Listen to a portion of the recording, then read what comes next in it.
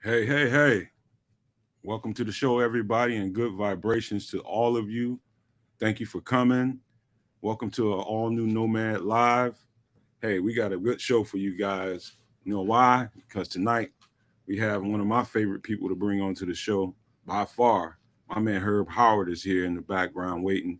And I know, and you guys know he always brings it when he comes to the show. Great note taker, great eye for what's going on in that field, man. He's got a great eye for football.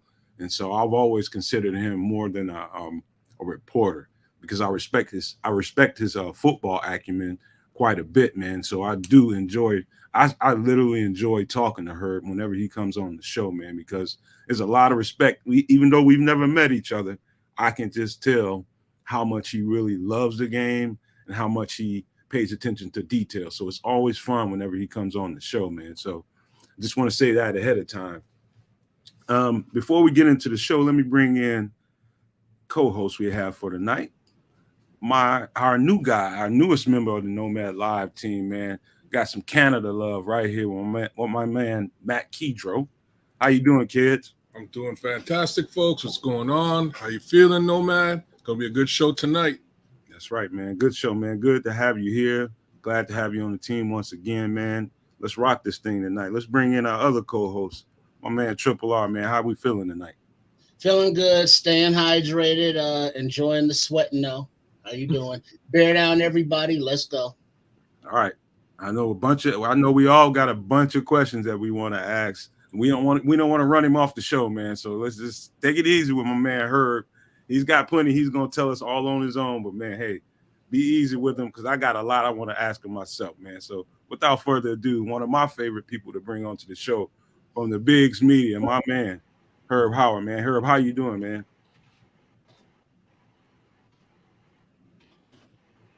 Herb, Herb's on a delay, I think. Can you hear us, Herb? Uh-oh. I can hear you. Can you hear us? Can you hear me? Yeah, I can hear you now. Yeah. Herb. All right, say something. Can you? Yeah, I can hear you. Can you hear me? Yeah. Yeah. Okay. All right. Yeah, I don't know. It's just like me pop on screen. But what's going Before on? we, it's getting a little bit of feedback there, a little static. Say something, Herb. Yeah. Check 1, 2, What's her. going on? Y'all good? Yeah. Let me Samo. Mic check. You got me? 1, 2. keep talking, Herb. I think you sounding better. The more you talk. All right. It's all good. I'm happy to be hanging out, man. It was a good day out down at camp in Lake Forest. A lot of stuff in the notepad to unpack. A lot of overreactions to be had, to be made. We see what it all means, but definitely ready to chop up with y'all. So y'all let me know how it's sounding and, whenever y'all ready. Yeah, it's a little bit Like of it's a static, but delay. it's a little bit of delay. Just try popping out, and we'll pop you back in. All right, cool. All right. The technology is beautiful when it works, but when it don't, it's so frustrating. Because the questions are starting to roll in on the chat. They're on YouTube. Speaking of, you can like, subscribe, share. It's Nomad Live. So do that for all of the social media platforms that we're on. And on Sunday nights, and yes, you heard it here earlier first if you were here live, a special Nomad at Night, Friday night edition. Oh, suck it now. So make sure you are in the place for that because we let our hair down and get a little more blue if and when necessary all the time. So yeah, make sure you're in the place to be for that on the late night edition after your shorties have gone to bed because they don't be needing to hear all that. So do your liking, subscribing, sharing, hitting those notifications when necessary. And if you have any other questions, you can email nomadlivepod2023 at gmail.com. And don't forget the afternoon show. We're doing the afternoon show after every practice. We will give you at least updates of what we know and what we've heard so far. So don't forget that. So you're getting 2 shows like you did today. You get 2 shows tomorrow.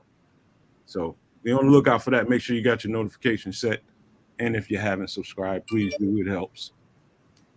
Waiting on Herb to get back in the stream. Let's just talk amongst fellas, man. How we feeling about what we've seen so far? Feeling good, brother. I just want to give some love to the chat, and not necessarily the normal love. Chat folks, man. Chat posse, chat family. Give some love to Herb Howard. Throw some questions and all that you might want us to pose to good old Herb as we go through and get him back up and running here. And we're experiencing a little bit of technical difficulties, but in my personal experience, if it wasn't for technical difficulties, I'd be a really, really poor man. Not to say that I'm rich, I'm freaking broke. But long story short, I would be a much broker man if it wasn't for busted technology, because I've been working in the tech field for the longest time. And yeah, we'll see what happens with her. What are y'all thinking on the Bears? We do anything big today? Anybody catch any big stuff today? I'm looking at a comment that Joseph Matuzak said. He says he thinks the defensive end narrative is going to be squashed by the current roster. We're going to see. We're going to see here real soon. I think Herb just popped back into the studio. Let's see if he's got his camera ready, because I don't see him yet. Oh, there we go. There we go. How's it now? Can you hear us, Herb? Yeah, I can hear y'all. Can you hear me?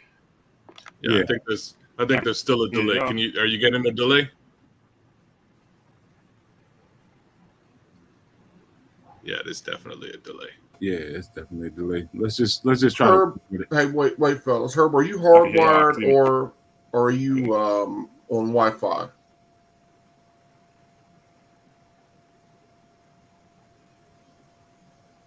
He froze up. He can't hear you. No, he's not froze. No, not He's frozen. just He can't hear delayed. you though. Just Can let y'all hear Chris me now? open. Y'all can hear Yeah, me? we can hear you. Can you hear us? Give us a I can thumbs hear up y'all. if you can Yeah, hear y'all us. can hear me? Yeah, we can hear you. Sounds like you're on a delay though. Are you hardwired or on Wi-Fi? Herb? Can y'all hear me now? Yeah, we can hear you. Can you not hear us?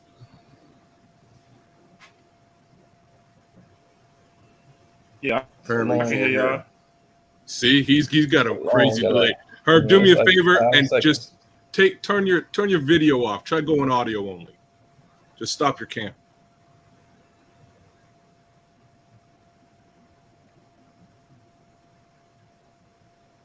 See, that's like a 5, 6 Just second heard that. delay. Yeah. Yeah, he's glitching out. I wonder if he's on Wi-Fi or if he's. Herb, try turning your camera off. There we go. Not talk.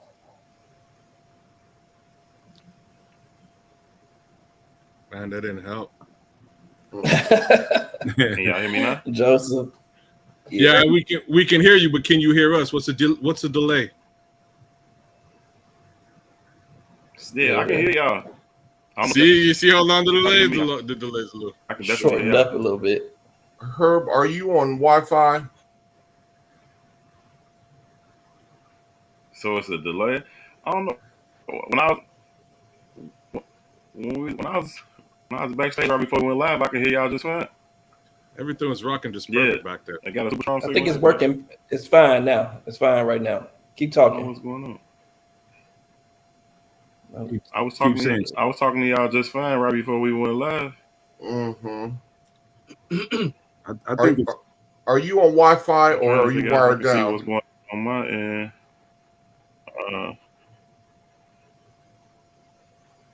No, I'm on Wi-Fi. Can you I any way you can hard? got a strong signal. I got a very strong signal on Wi-Fi. Anyway, I can Any do chance- what now? Any way chance you can plug in?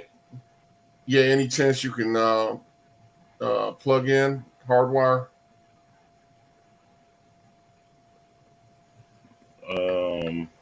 No, actually, I need to reset. I don't believe so. No. Well, box. actually, no, time out. I'll hold on. I'll jump back on Let them work this out, man. All right, how about this, man? Any chance you can reset your router and then come back in? Sorry, Jesse James. Yeah, I shut it down and come back in. This turned into tech All right, support line. Let's try that. Just reset your router and we'll bring you back in when you And I'll have to send you another link to her. Did you get the one in Twitter? And he's out. All right. Yeah, he's resetting. All right. We'll give him a couple minutes, let him do his thing. All right. Sorry about all that, people. Hey, things like this happen when you're doing stuff via Zoom, via freaking StreamYard. This kind of thing happens, man. And sorry for the disruptions, man. But we can continue the conversation. Samo wasn't here with us earlier today, but it was a lot of things going on in practice today that I just kept having my head turned by, and the couple of guys that I was constantly hearing about all day long was Bayless and Tyler Scott, man. I don't know if you heard any of that stuff. What did you hear? All day. Both I of heard a those little bit about guys. Bayless today too. Both of those guys, man. I heard that Tyler Scott's speed is a problem right now in practice, man. He's out there, giving the defense a few fits, with his speed and ability. Luke Getsy said something in his press conference that was interesting to me about him not fully grasping the entire offense right now, as far as understanding the motions and where to hit in his landmarks. Jesse kind of joked about it and saying that, yeah, he thinks he's in the right position, but he's really not. He's hit, but he's going 100%. He's making mistakes, but he's making them 100% or 100 miles per hour, I guess.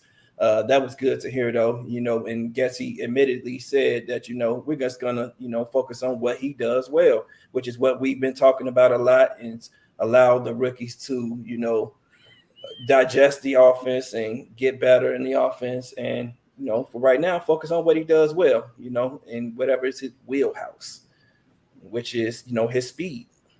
Take on over that and using that as a weapon until he develops. So what do you guys think, man? What you guys hear on Twitter, man? I'm seeing a whole lot of stuff for it. Man, I saw the video replay of that. It looked like a wheel route, or for some reason, Scott was going out to the boundary, so the cornerback had to turn and chase him. And Scott was just running so fast, so effortlessly, and you could see the DB like putting, elbows to his butt, and he just didn't seem like he was catching up to him at all. And it looked like Scott was powering down just to, gently catch the ball. And, that would have been a beautiful touchdown. And so the possibilities and the explosiveness, very exciting, very exciting. That goes, across the board. And I don't know, there's a question from Dante. Who was it? I think it was number 36, whoever that is. Michael 26. I'm watching the clip right now. It was Michael Ojemudia. Was it 26 or 36? 26. 26, Samuel, 26. I want to say it was Ojemudia. Yeah, the kid's fast. He's smooth too. Mm-hmm. That's some my fault, kids. Go ahead. I was just gonna say the hands look decent too so far, but don't want to talk too much about that. I'm kind of interested in the Velas chat, man. I haven't seen anything, but I'm interested. I want to hear good things, and so far there's a little bit that popped today. He's got the right size, got the right amount of speed. I would love to see him pop, but we'll get there, guys. I heard a lot about Bayless today, man. I think I heard people raving about Bayless, man, and how he looks like a totally different player this year. From yesterday, he made a couple plays, but today I saw Twitter go crazy about Bayless, man, saying that he was making plays all over the field, especially early on in practice, and that's at receiver. And that he's also, looking well as far as returning punts. Like he's fielding the punts well this year. I mean, it's different probably in the live game situation, but I'm sure they have guys running at him while they're punting the ball. But they say Bayless is out there getting it in, man. So which will make our wide receiver room very interesting, man, with all the speed that we have, man. We have DJ Moore. Now we have these 2 tight end sets, man. I heard so much today, man. I heard that, let Gessie is splitting out wide, running backs out wide, splitting tight ends out wide. There's just so much, man, that's going on in this offense, man. That's just got me so excited.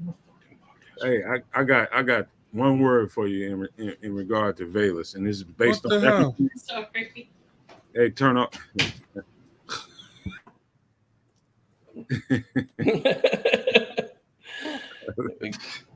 You good over there, man? I'm straight, man. I'm straight. We good. We don't want to see no violence on TV. Not today. Not today. Killing us, Man. man.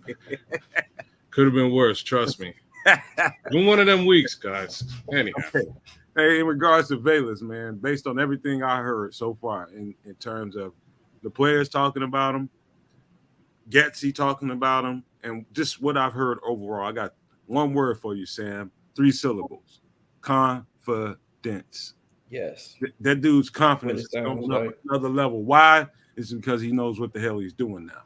Mhm. As opposed, if you saw, and Herb just popped into the screen, we need to check him out. But yeah, we can talk about Valus all day. How's it going, Herb? Y'all tell me. I'm not sure. Okay. Sounds all- better. Hold on, it's all good. It's still a delay, man, but we can try to work through that.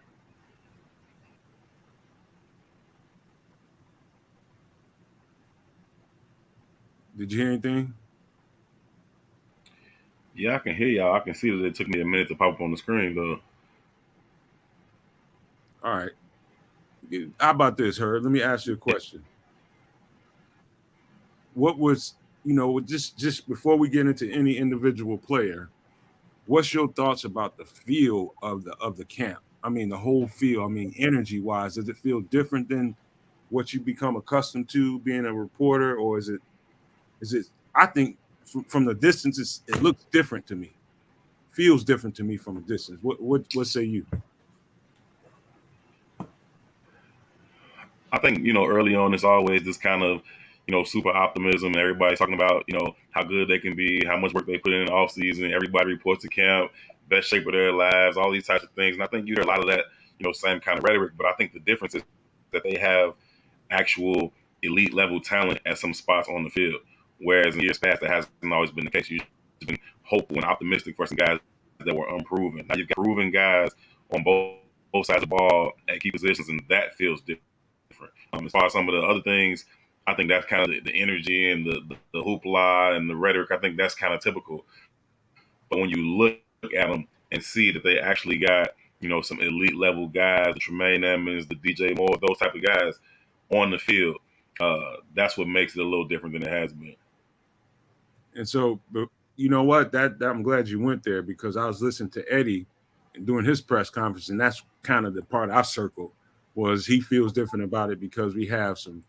He said we have key pieces now that we didn't have before, and so with those key pieces being said, I know you said what was it, DJ Tremaine, but I'm seeing them in a bunch of different places. Yeah. You got Claypool, you got TJ Edwards right next to Tremaine, you got Eddie back there, you got, to me, a nice 4-headed running back machine you got going on back there, which I really like.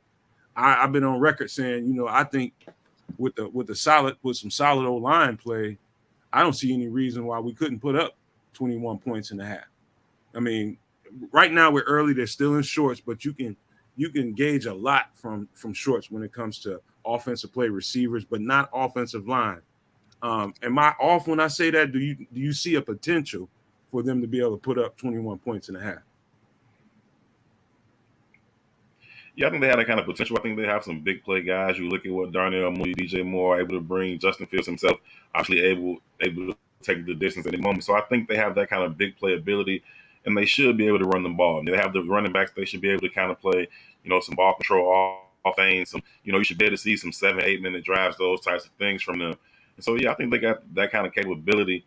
It's going to be about being on time, being in rhythm, staying away from things that kill drives. Those, missed incompletions, those types of things, the timing on the routes and the throws, penalties, those types of things that kill drives. They can stay away from those things. I think they have the potential to be an explosive offense, but that's going to be dependent on everybody, number one, being healthy, right? So you got to make sure that Darnell Mooney's on the field with DJ Moore, that Chase Claypool was on the field, both of those two guys, and that Chase Claypool is producing at the level the Bears hope he can produce at.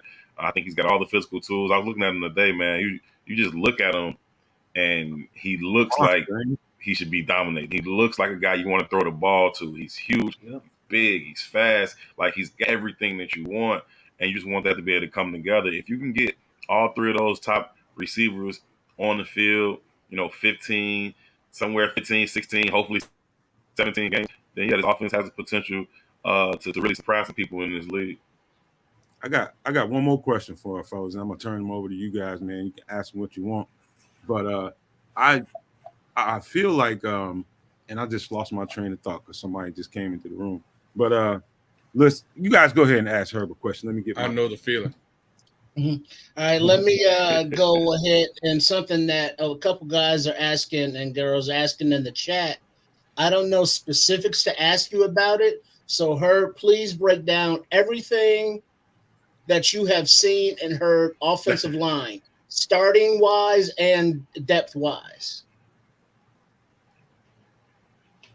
I think, they're in a much better position in terms of the starters. You came into camp last year, and it was in flux. You didn't know left to right who was going to be where or who was going to be starting. They had just signed Riley Reef off the street. Michael Schofield had come in. You still had Braxton Jones trying to figure out the left side and trying to figure out what you're going to do on the right side. So center position was in flux as well. So last year you had no idea. This year they're in a much better position simply by the fact that they know who the projected 5 starters are. Left to right, you understand there's going to be, Braxton Jones going to play next to Tevin Jenkins. He's going to play next to Cody Whitehair, Nate Davis, and then Darnell Wright. So you have the 5 guys. Now, can you get them? How quickly can they develop that continuity? Because you got the 5 guys, but you got all but 4 of them playing in new spots, right? I mean, I know Nate Davis played right guard, in Tennessee, but I'm saying on this team you got 4 new guys in positions. Cody Whitehair has played center here before, but not very recently. So other than Braxton Jones, you still got to kind of develop that chemistry with the guy next to you. And he's playing next to Tevin Jenkins, who wasn't that left guard last year. So they got to develop that chemistry. But again, they are miles ahead of where they were last year in terms of the starting 5, just by knowing who those guys are. If they can stay healthy and get, the majority of the reps throughout training camp in the preseason, they should be ready to go come week 1. As far as the depth, you're going to look inside and you're going to look at, Lucas Patrick first in terms of that swing guy inside that can play center, can play guard for you. Jatari Carter is another guy that's going to factor into the conversation. And then you look on the outside, and I guess you got to start with Larry Borum in terms of, who may have the upper hand in terms of swing tackles. I also forgot about Doug Kramer, who was the kid they got from Illinois last year, who was injured last year. Maybe he'll factor into some of the interior conversation as well. But then Alex Leatherwood is a very interesting case. This is a kid who won the Outland Trophy, best lineman in college at Alabama, comes out. He's a first-round pick. You see the kid. He's big. He looks the part as well. You think that he should be able to be a starting offensive lineman in this league. For whatever reason, didn't work out for him with the Raiders, and it hasn't really come together for him here with the Bears. That being said, I got to believe the kid hasn't forgotten how to play football. And so, if it can come together for him, he may factor into this thing as well. Now, play him inside to guard, that's been some conversation. I haven't seen that early on just yet. So we'll see how that continues to develop with him. But if he can become a factor, then you start to really talk about, some depth. Larry Borum, we know he's had his struggles, but he's also got a lot of stars under his belt in this league. Same thing with Lucas Patrick. So you talk about taking, 8 linemen into a game, and if you got Lucas Patrick and Larry Borum, you should be able to get through a game if you have some injuries. So I think they're in a much better spot than they were last year. You got to see if they can stay healthy and how quickly they can develop the chemistry that they need. Samo. Nice, Herb. I don't know if they gave you flowers, man. I'm big on that, bro. And I just want to say that we appreciate you and everything you do, bro. Man, you are by far my favorite on the beat. The way that you preference your questions and set up the question, man, to the follow-up question for the follow-up question, man. It seems like you just get really insightful answers from players and coaches alike, man. And it's an art, man. And I think you killing it, dog. I just got to say that. I receive that, brother, yeah. and I truly appreciate it. For sure. You and Courtney, man, by far my favorites. I listen to you whenever we're listening to that press conference. I'm trying to see what you guys are going to ask these guys that are sitting up there at the podium. But Shout out to for Coach, me, should be killing it. Yeah, for sure. For me, I just want to know, man, like who or what stood out to you in as a positive or a negative, as something that hasn't been talked about enough. Maybe it could be anything from coaching to players, or just the camaraderie. I think that the offense right now is surprisingly sounding like they're doing well, but other than that, we don't hear a lot about players that we didn't expect to hear about.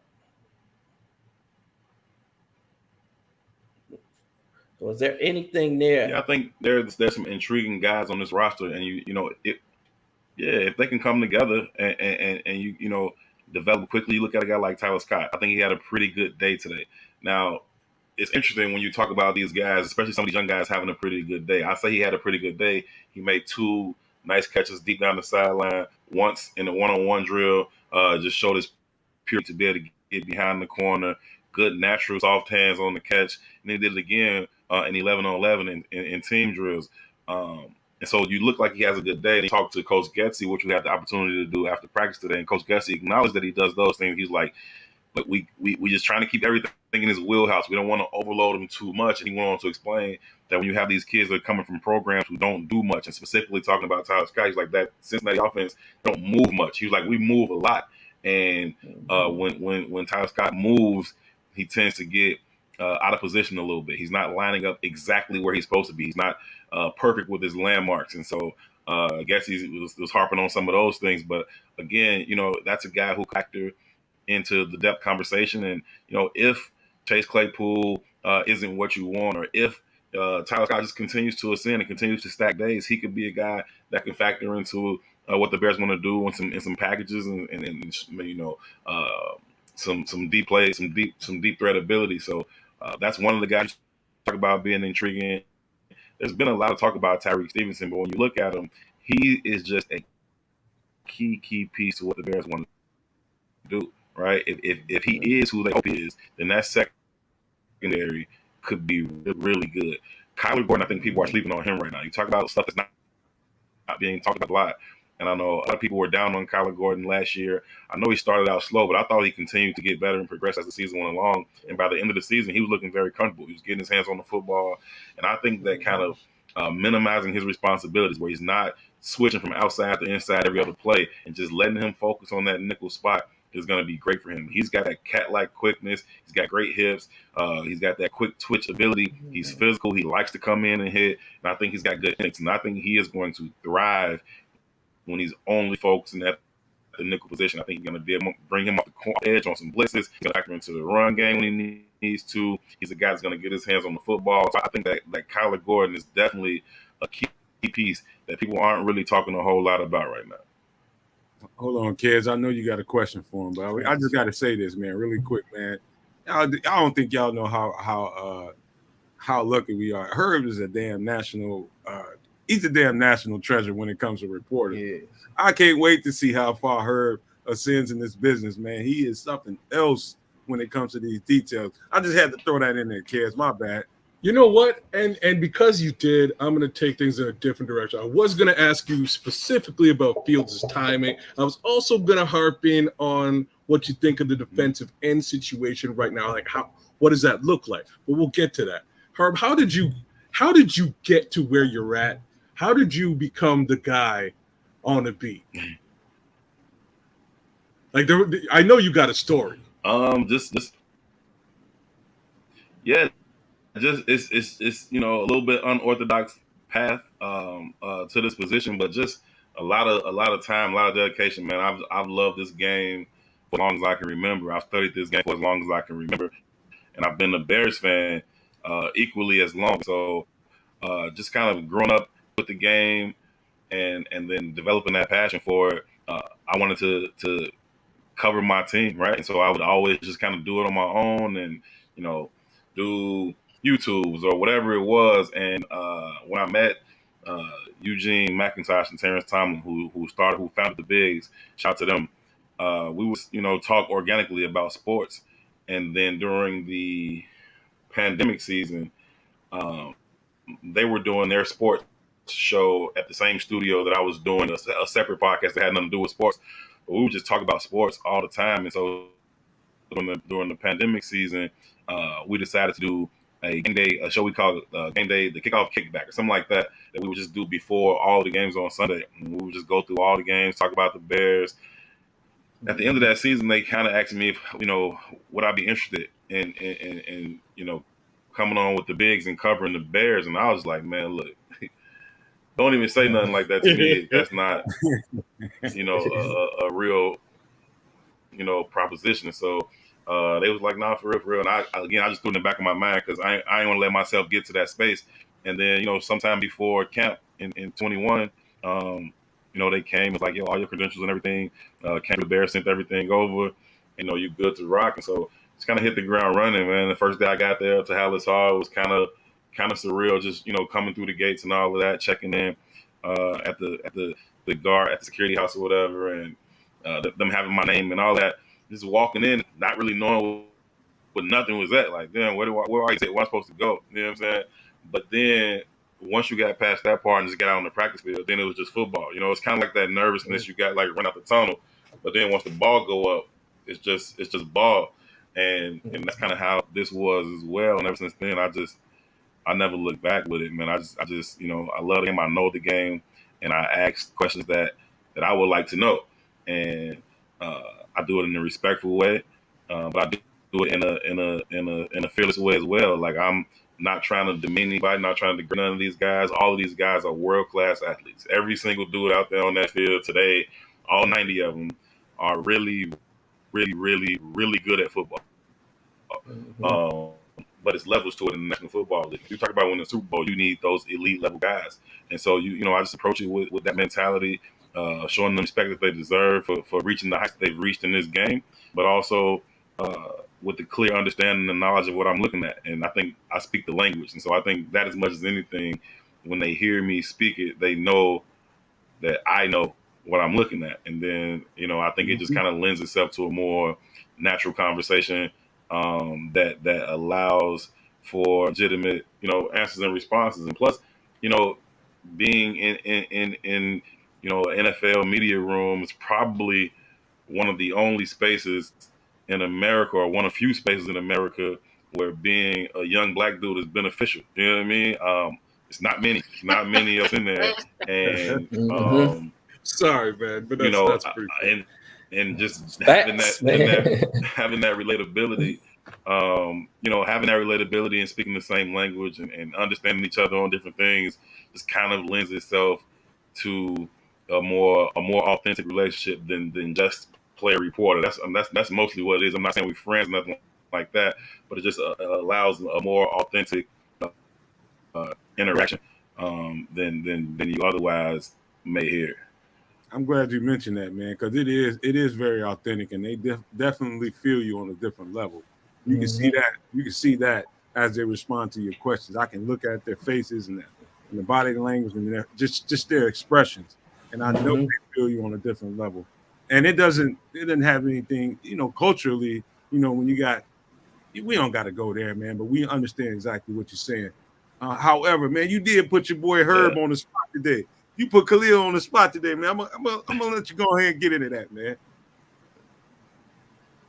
Yeah. No, I just think that Khalil was in a bit of a conundrum where I think, with the national story about running backs and how they're being devalued around the league, I think that, Khalil's almost in a lose-lose situation, or maybe a win-lose-lose situation. I don't know how to call it, but it's a double-edged sword for him. Whereas, he is the poster child for why these teams don't value running backs, right? And so it's almost a situation where the better that he performs on the field, the less likely he is to get a long-term contract, which is kind of wild, right, when you think about it. But you look at Khalil Herbert, he led the league in yards per carry last year. He's ascended to the top of the depth chart on his own team. We'll see how the Bears go about that. But right now, he's at the top of that depth chart, having led the league in yards per carry last year. and he's also a 6th-round pick. And so if I'm a team that doesn't want to pay running backs, I just point to Khalil Herbert. Like, see, that's why we don't pay out. We'll just draft Khalil Herbert in the 6th round. He'll lead the league in yards per carry. So I was just telling him that, he was getting a lot of questions about, that national story of devaluing running backs. And I was like, bro, it's kind of your fault. Like, you kind of are the reason why this exists. And so I think he had to have a laugh about it himself, because it's an interesting, it's an ironic truth.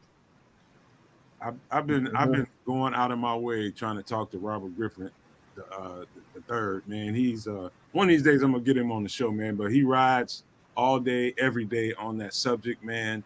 And I know I understand the principle and where it's coming from, man. I feel a certain way about it as a football player. When you see, these guys in the locker room are your brothers, man. I mean, really, they feel like your brothers. And when you see guys in your locker room not getting what they think they deserve and not happy, and everybody's just like, dang, dog, it's like, what can you do? It's like what you can do is try to posse together as a group of people. That's how you get it done. You posse together as a group of running backs around the league, ask the CBA to step in, ask for an arbiter, and then that's where you start.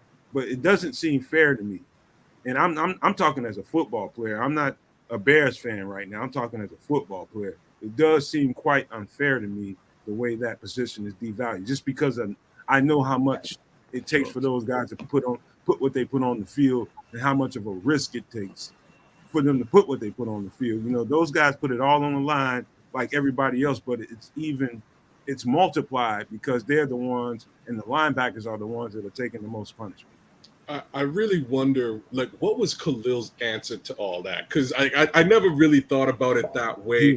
He must have been. He didn't. He didn't know how to answer that one. Yeah, that's he didn't know how to answer that. he's him and Tony Pollard's probably another good example of it out there, of a late round guy who's now getting paid big money, even though it's still less than what they were paying Zeke over in Dallas. Very similar situation, but yeah. He wants to get paid at some point, I'm sure. It's a bit of a conundrum to really think about. Yeah, I don't want to get too carried away with this conversation, because I got a bunch of stuff I want to ask her, and I want to make sure he gets his time to answer, because he's got notes. And by the way, talking about notes, man, I saw something on social media today. Man, what the hell is this, man? That's this? That's about a half. What doctor is that? Hey, what is this?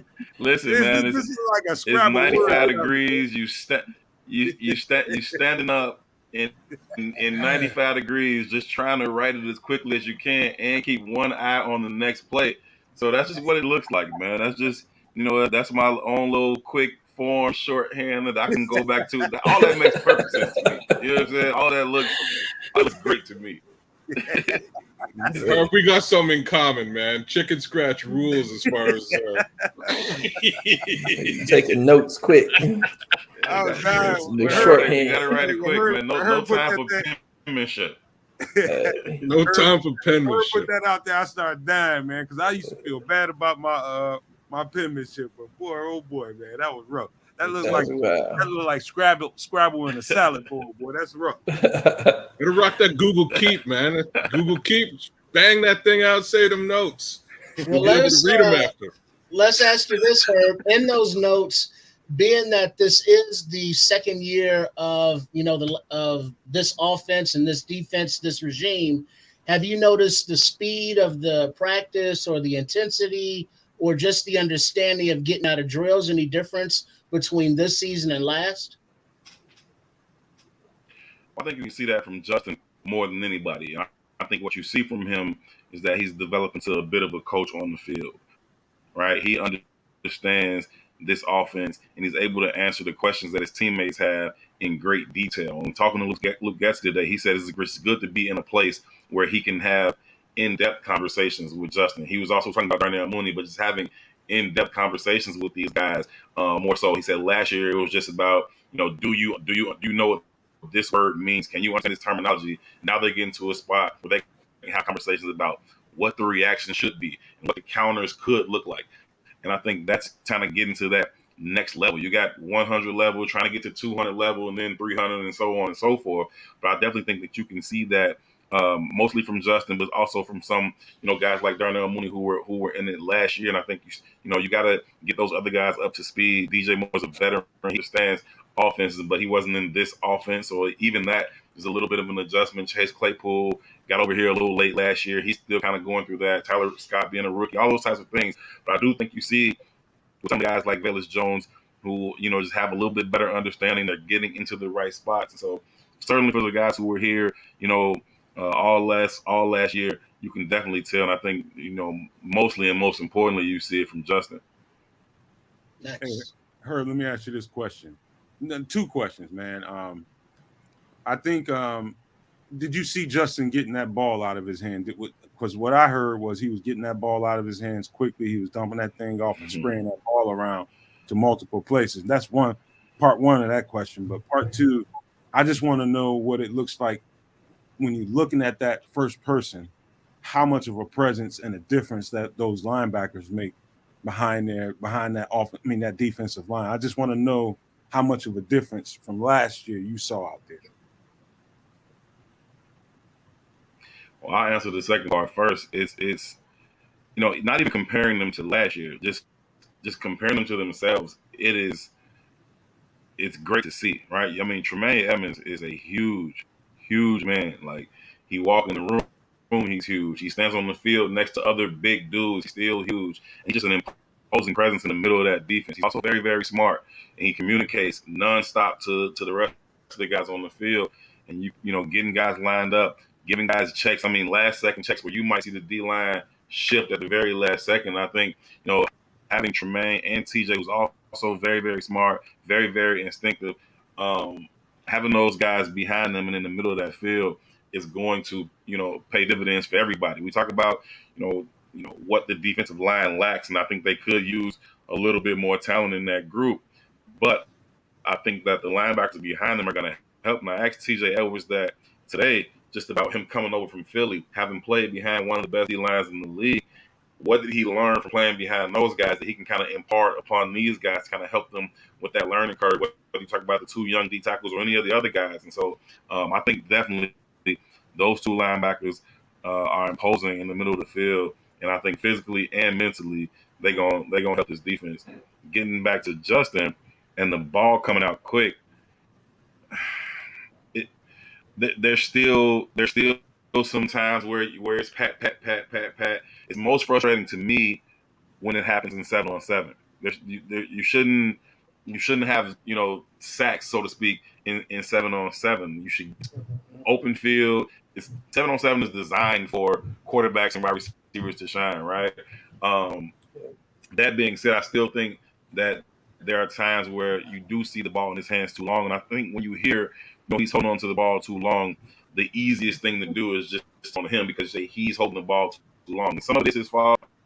I'm not absolving him, but it's other things involved. It's other guys involved. Guys got to get open as well, right? Guys got to be in the right spot. And so that's kind of what you talk about. You hear what Luke Gessie had to say earlier about Tyler Scott and, getting to the exact spot and the exact landmark. Again, Justin is at a point now knows exactly where guys supposed to go on the field. And if he hits his 3rd step, 5th step, 7th step, and that's not where you are, then it kind of throws off his rhythm, right? The feet are connected to the eyes, and then you end up kind of pat, and it's a little bit frustrating when you see that you want the ball to come out. Sometimes you do see it come out. Sometimes you do see it at the top of it, drop one hitch, ball out, and those look beautiful, right? He's accurate with those, on time, puts in the place where the receiver can catch and run.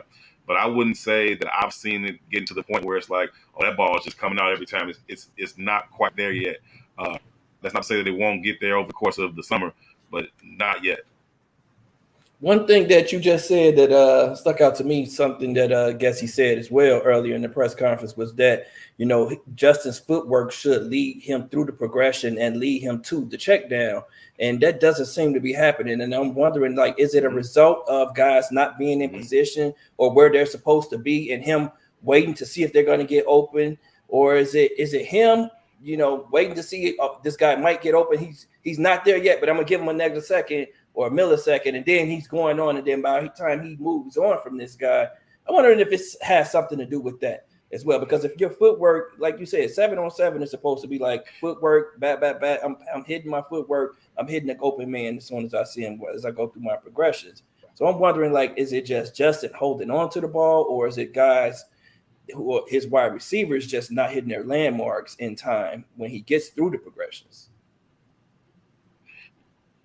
Yeah, I think it's a combination of both. I think that as he's dropping back and reading it, his feet should tell him, okay, if I got a 5-step drop and I'm at step 3, my eye should be here. If that don't look good, my eye should be here by the time I'm at step 5, and then the ball should go to go. I think it's a combination of those things. It's him too. Again, I'm not saying that it's not him, but there's just other things involved, and I think that some people, critics of Justin, want to just say that's just on him, and it's on him.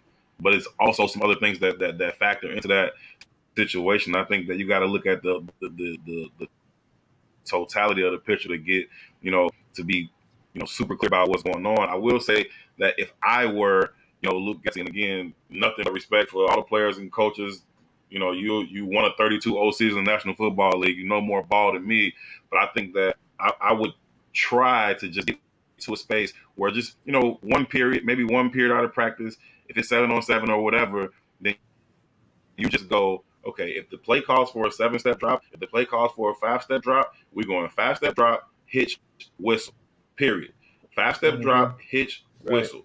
And the ball, if the ball is not out, the play's dead. I don't care what happens after that, right? Yep. 5-step drop, hitch, ball is out, whistle either way. And so I think that just kind of getting to that space will kind of just reinforce that internal clock for him and say, okay, boom, boom, boom, boom, boom, get the ball out. You also got to understand that, when you have these elite, rare athletes at quarterback, their habits, their mind just tells them, if this shit don't look good, I run past.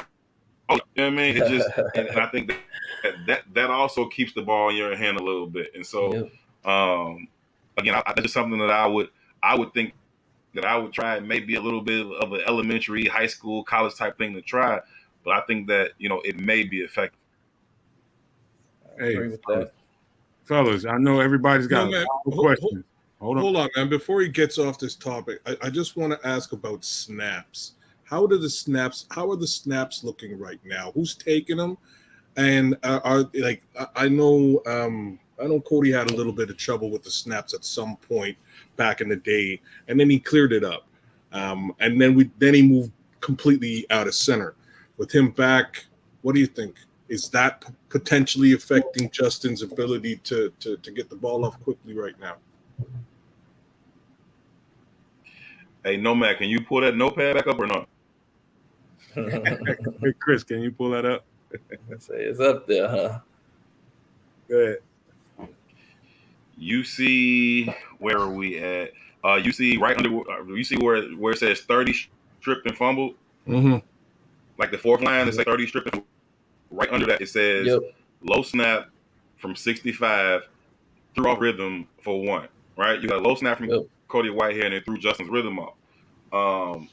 Those types of things matter too, right? You get a low snap. Number 1, you got to reach down there and pick it up, and throws your feet up. We just talked about your feet being tied to your eyes and all that being tied to the timing. The second thing it does is not only does it mess with your feet, but it takes your eyes off of the progression and off of the defense. So now you got to mess up your feet, get your feet back set, get your eyes back up, and then kind of restart this thing. And the rhythm is already thrown up, right? And so, that's one thing. I'm not gonna say that that's the main thing. I'm not saying that happened on most of the snaps, but it did happen. I think like those are the types of things when I'm talking about the potential for this offense. Talking about being able to, can they be an offense that can score 21 and a half? That's the type of stuff that kills you from scoring 21 and a half. That's the type of stuff that's a drive killer, right? You got the ball moving, you get somewhere in between those 40s, and you're trying to get in scoring position, and then you have a play like that kind of, now you back behind the chains. And those are the things that they got to be able to avoid. You got to clean those things up because they're drive killers. And so Cody's got to work on that. Justin's got to work on that. Everybody's got to work on that. But that's a great question because it happened today, and I made a note of it. Not only that, the ball comes in different, and you have to rotate the ball to get your fingers on the laces. So if you do look up and you see a guy open and your hand's not in position, then it's too late. then that by the time your hands are in position on the laces and it's too late, now you got to go to your next progression. So you're right. That's concerning to me. So that's exactly what I saw on when we were watching the clip for the pass to DJ Moore from 2 days ago. Snap comes in and it's a little shaky and he has to get it right before he gets the ball. He still got it off pretty quickly. It was about 4 seconds in my timing, but yeah, he's got to work on, like, those guys have to get that rhythm and get together on those snaps. I think that'll take a little bit of time, but I wanted to see if that might be affecting it. Sorry, Nomad, I know you were transitioning there, man. So go. No, it's all good. That's a good question, actually, and a really good note right there, man. I love that kind of detail. That's the kind of stuff I'm talking about. That's why we asked Herb Howard to come on the show because of that kind of stuff. So that's what I'm talking about, details. Me and Herb need to do a show called Details for the late great Kobe Bryant, man. That's what I'm talking about. But hey, look, man, I know we all have a bunch of questions for him. I still have a bunch of questions for him, but that man has to get up early and go to Hallis Hall. I want to see if we can get to some of these.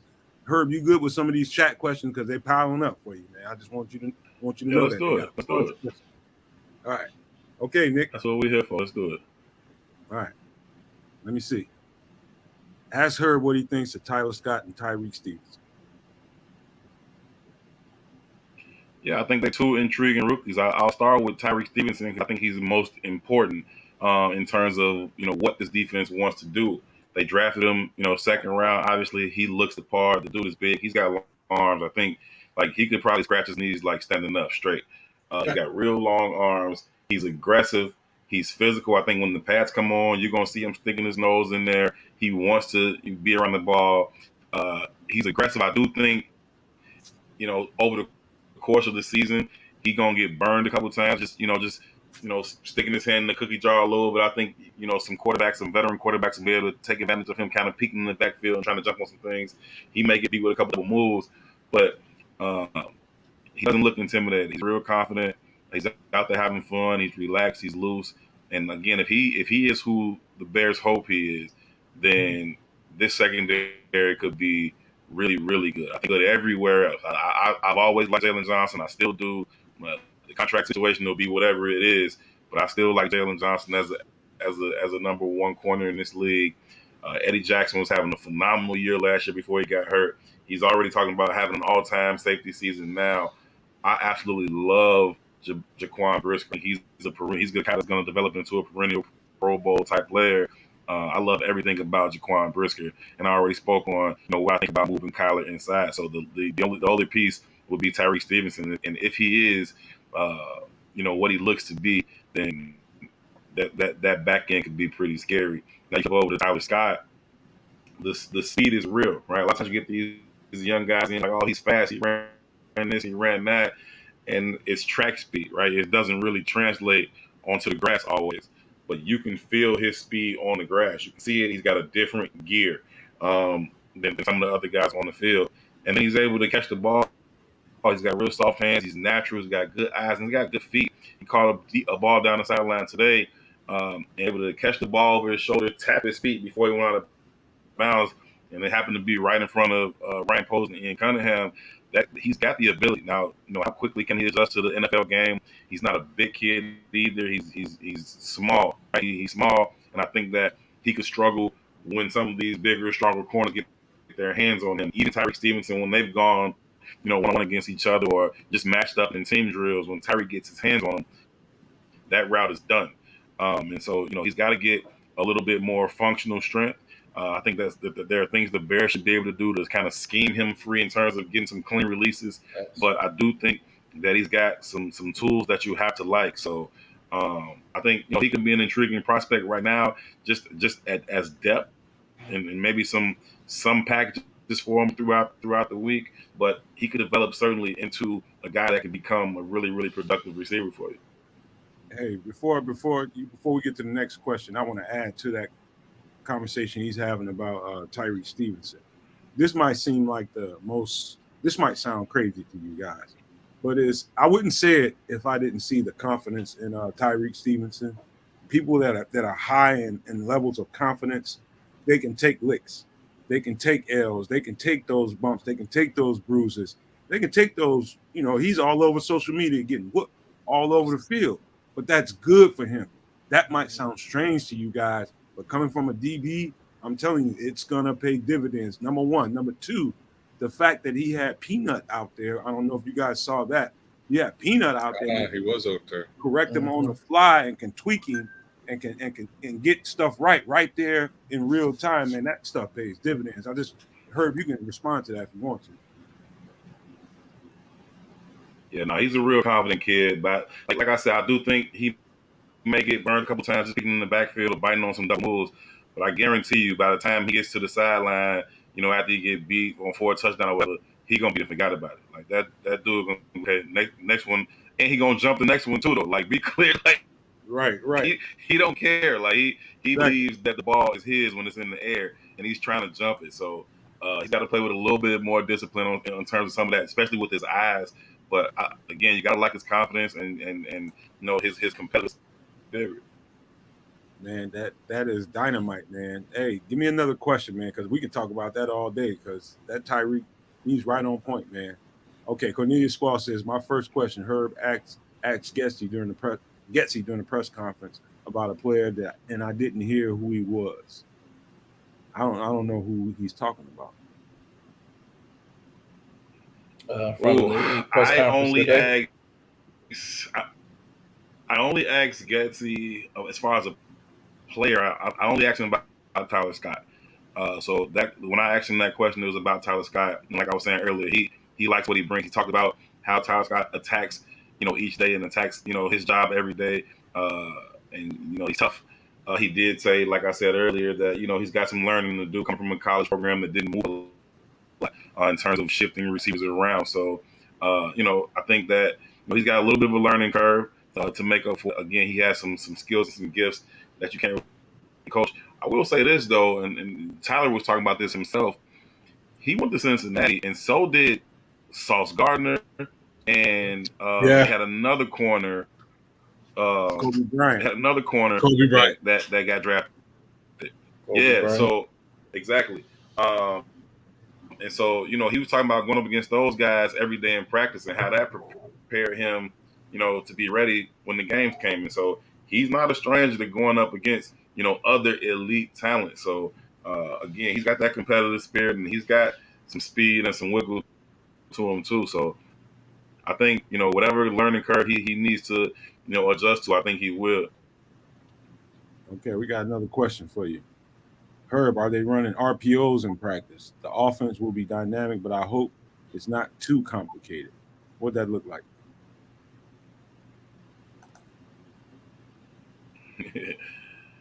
Are they running RPOs in practice? The offense will be dynamic, but I hope it's not too complicated. You can't really know right now, right? So I think like right now, what you're seeing, you might see him stick it in there and pull it out, but I don't know if that was a true RPO. Or like I don't know that he truly made that decision in that moment. I think right now they're just trying to make sure guys understand their basic assignments. Now I think that they should, have a fair amount of RPOs in there just because of their ability to run the ball, different running backs that they have, Justin's ability to run the ball. I think that him having the ability to stick the ball in there, pull it out either for a keep or for a pop pass is something that they could benefit from. So I can't say that I see them doing a whole lot of that right now, but I do think that it will be an element of their offense that they should be able to utilize. No doubt, man. Hey, I want to ask, keep putting the questions up, Nick. I got plenty of questions that I got a long list of questions I want to ask her, but I'm sure they do too. But this is about you guys, man. So we're gonna ask these questions for the chat and for the fans of the show, man. All right, from Leo Factor 1. Did anybody look different in training camp, body, physique wise? Komet, is he leaner? Right, is he leaner? I guess he's talking about Darnell, right? Yeah. Mm-hmm.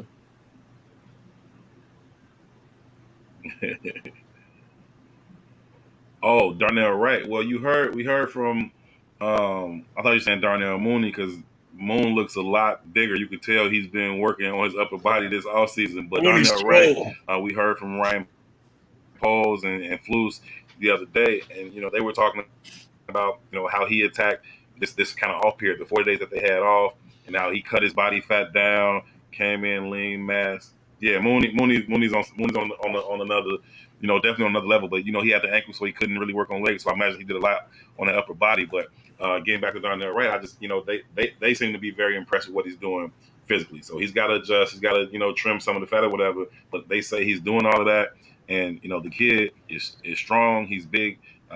They like his competitive spirit. I think that's what they fell in love with as much as anything when they got down to Tennessee on Easter. And they tried to put him through that rigorous workout, and he never blinked. So I think that's what they like about him.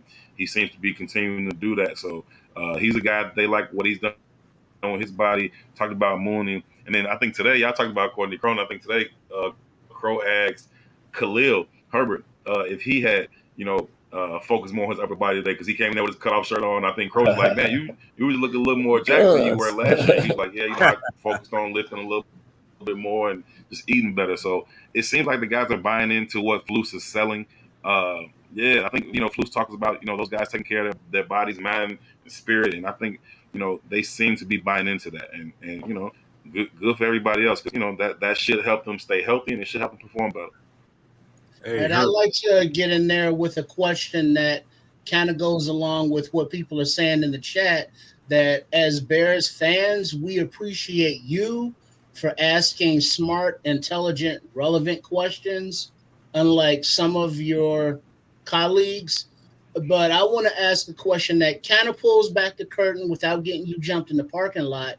We hear sometimes drama going on between reporters and trying to get in, and it's like, well, I had a follow-up, and then there's beef, and like, what's, without saying no names or getting you in no trouble, what is going on in that reporter's room?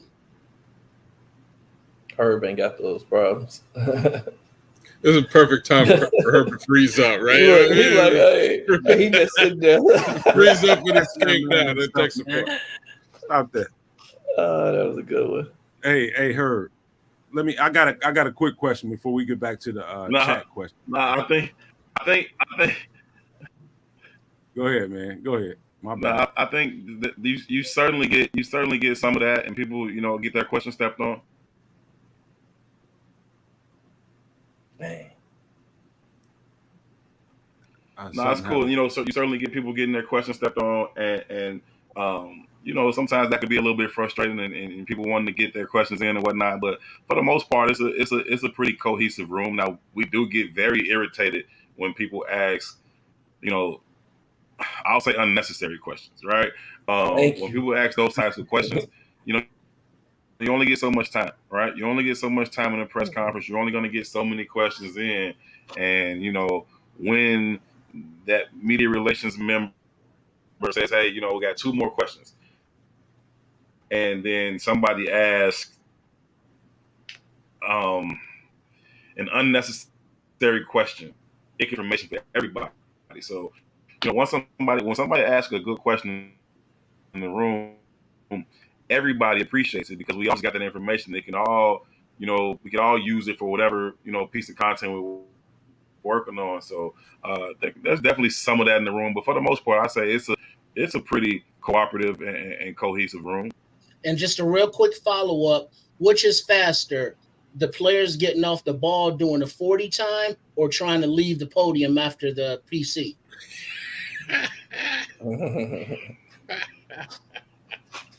It depends on who it is and how they perform most recently, right? If it's one of the more personable guys, or it's a guy that's played well, then they cool with hanging around. If they walk in there and they haven't played well, they don't want to be there, and they sat there for 10 minutes and got asked, why didn't you play so well over and over and over again? And so they frustrated and ready to get out of there. But it depends on who it is and how they most recently performed. So what you're saying is Matt Nagy's PC time is like 4-3-3. Hey, listen. Hey, Herb. Listen, man. Hey, listen. Mike Withrow has his question. Which of the UDFAs are standing out? Before you answer that question, the one question that I wanted to get in before we got out of there was, what does a front four on defense? What's that first four in the rotation? What's that looking like? Who are those guys? Well, if it's first down, then you're gonna go. You're gonna start on the inside, and you got Billings and Jones, right? Like those are the two guys that are gonna be on the interior. Demarcus Walker will be one of the edge guys, and I would assume to start right now you have probably Travis Gibson right there. So that would be my first four right now. Now, if you talk about passing situations, then obviously Andrew is going to come out in most of those situations, and then I assume that they'll kick DeMarcus Walker in, and then probably bring the Dominique Robinson into that other edge, or Rasheem Green, the free agent that they signed, into that other edge. And so, if it's first down, I think they would go Walker, Billings, Jones, Gibson. And then if it's a passing situation, I would say they probably go, Gibson, Walker, Jones, and with Dominique Robinson or Rasheem Green. So I think that's what the first four will look like. But again, you in this league, man, like we talk about the Eagles being, maybe the standard, and you talk about like the 49ers, you need waves. You need two waves that can come in and do it. So you need 7, 8, 9 dudes that could apply pressure, that could also hold up at the point of attack. So 4 ain't enough, and I don't know if they have a great 4 to start with. I think if they play together, they could possibly be better than some of their parts. But if I had to say, what I think the first 4 will look like, those would be the guys. All right. Well, let's get to some more questions, man, because these guys, they piling it on, man. I mean, they piling it on. Ask her. They got good questions, too. Yeah. Ask her what he thinks of Roschon Johnson's speed and agility. Yeah, this is what I want to hear.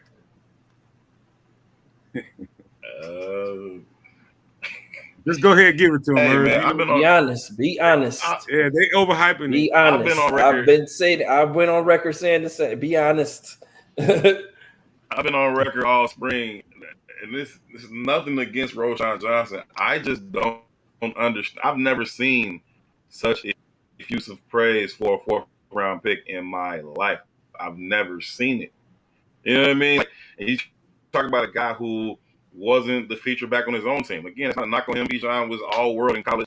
Cool. But you talk about, how great Roschon is, and everybody says the same thing, right? His college coaches, his high school coaches, the cafeteria staff, the training staff, everybody says the same thing. So I don't think they're all lying on him, right? But he can walk on water, right? And that don't really mean he's about to be a great running back. Now, I'm not saying that he won't be. I hope that he is. I hope that he's right up there with Gale Sayers, Walter Payton, Matt Forte, and then Roschon Johnson. Cool. Let's go. I'm with that, right? But I just don't know who's seen this happen. Like, I don't know who's seen it. And so I watch him, and you do see him, some of those leadership qualities they talk about, and he wants to, be first in line in some of the individual drills. And you can see that. And he's built. He's got the body for it. Again, I'm rooting for the kid. I hope he's all of that. I've just been surprised at how much people expect from him so soon. People are like, oh, he's going to be starting by week 1. He's going to be starting by week 4. And it's like, who? The 4th round backup from Texas? Like, okay. He fumbled today. I can tell you that. He caught a pass. He caught a pass in the flat, and DB came up, punched it out. So, listen, I think that he's got the intangibles for sure, and I think he's got some physical ability. I'm just shocked at how people are just piling on the love train for a kid who was the backup at his own school, which is wild to me. Maybe we'll see. See, that's what happens when you invite Peanut Tillman to the practice. You know what I'm saying? Now your 4th round running back is having trouble. Hey, man. Hey, you know what, man? I'm gonna just say this about before I move on to this next question from Joseph Matuzak. I believe there's a certain segment of the Bears population that really went out of their way to let's say not fantasy, but the mock drafts. There was a lot of mock drafts. I mean, shows after show after show after show after show. I'm not gonna call out no names, but when that guy got selected, actually, it's like the whole Twitterverse just exploded. Like we were right. We were right. Yeah, he's gonna be starting starting running back day one. No, he ain't, man. He's gonna have to fight through special teams and try to get into the rotation, man. This dude ain't gonna be no starting running back, not no time soon. He might be one at some point down the line, but trust and believe he's got to fight special teams first and try to remain on this roster. That's what he's got to do. You know what I mean? So I know you guys. We talked about Khalil earlier, bro. He led the league in yards per carry last year. We talked about Deontay Foreman. That dude was getting busy in Carolina last year. These are two veteran professionals. They might like the kid, love him, they might work with him, but if you think they finna hand him their job, you out your damn mind. Like he gonna have to earn it, and once that season gets started, it's a little bit harder to jump over guys, right? Coaches are just like, hey, here's the starter. You getting 80% of the reps throughout the week. Young fella, you might get 10%, right? Travis Homer's a good back. Like you got, there's a lot in front of him before we can just anoint him the next great Bears back. Again, I'm not, holding on to the kid. I hope all of that's true, but I don't know. I ain't seen what these people are talking about. Hey, Herb, as a former football player, you know, and I know, you know damn well, man. It's one thing for a receiver to drop a pass, bobble a pass, and put it on the turf, but it's another damn thing when a running back put that ball. Hey, what happens? That coach is on you, man. You can't keep doing that. So be looking out for that. Hopefully he won't keep doing that. But you drop a running back, drops the ball and puts it on the turf. Comes next to me. Yep. Exactly. Real quick, while we talking running backs, before you get off running backs real quick, something that Gessie did say today that kind of stood out to me, Herb, and I want to see what you think about this when he talked about, I think it was Courtney that asked the question about the running backs lining up out wide, and he was saying that, that it makes it, that versatility in the running back makes it harder for defenses to, know exactly what the offense is going to do. And he said he said not having that versatility takes away the offense's advantage on the defense, and it is critical for guys to have that versatility. That being said, we know that Khalil Herbert, 5.7 yards a carry, but he's not that guy that can stretch out in coverage, stretch out wide and then run a route. He's not a great route runner, and he's a below average route runner. He's has below average hands as well. So I think that spoke volumes to me about, and the fact that the Bears brought in these 3 different running backs this year, that said a lot to me. Like they're putting a lot of pressure on Khalil Herbert to, improve on it, not only in pass coverage, but also as a receiver. And like you just said, they got Travis Homer, and that's a guy who's pretty versatile. Go ahead. We delayed. Yeah, exactly. No, they got a room of guys that provide different skill sets, right? So Travis Homer can do it. Roschon Johnson can do it, right? That may be a way for him to, crack in some of these packages as well. So I think that having that versatility is certainly going to help the offense. But you got to think also that you've got big receivers like Chase Claypool. You've got tight ends you can split out wide with Robert Tonyan and Cole Kmet. Just splitting those guys out there, and then you create a 4-on-4 or a 4-on-3 or a 3-on-2, and then you just throw the ball out there to your running back, and you let Claypool and Cole Kmet clean up these DBs. Now you got your running back out there in space. And so, some of those packages may be for things like that. You got Velus Jones who could do that as well. You get Velus Jones out there and sit behind Claypool and Cole Kmet. That could turn into a big play very easily. Tyler Scott can do the same thing. So I think having that versatility with those running backs, that certainly matters. I'm in terms of the passing game with the running backs, I'm more focused on their pass pro than their route running and catching the ball. And Khalil Herbert struggled with that in the past, and I think he knows that. In fact, I asked him about it today, and we talked about it's the mental component of it in terms of using the proper technique, and then the desire, the mentality to say, I'm going to stick my nose in there. And once we got done talking about the 3 things that it took, I asked him, well, when you reviewed your own tape, which one did you think you needed to improve most? And to my surprise, he gave me a very honest answer. He was like, my mentality on it. Like, you gotta want to meet those linebackers at the line of scrimmage. Right? You can't let them dudes run 10 yards at you and think you're gonna catch them in your chest right here. No, you're not. He's gonna push you right back into your quarterback. You gotta want to go meet him up at the line of scrimmage. And shout out to Khalil Herbert for keeping it a buck with me and saying, nah, I gotta improve my mentality of wanting to go do that. So that's one. But I know that Travis Homer, he wants to do that. He's been very good at pass pro. Everything we hear and the limited tape that we've seen, Roshan is good at it. He wants to do it. And so, again, that may be ways for those guys to factor into this competition even more so than Herbert and Foreman. Yep. So that leads us to the return game.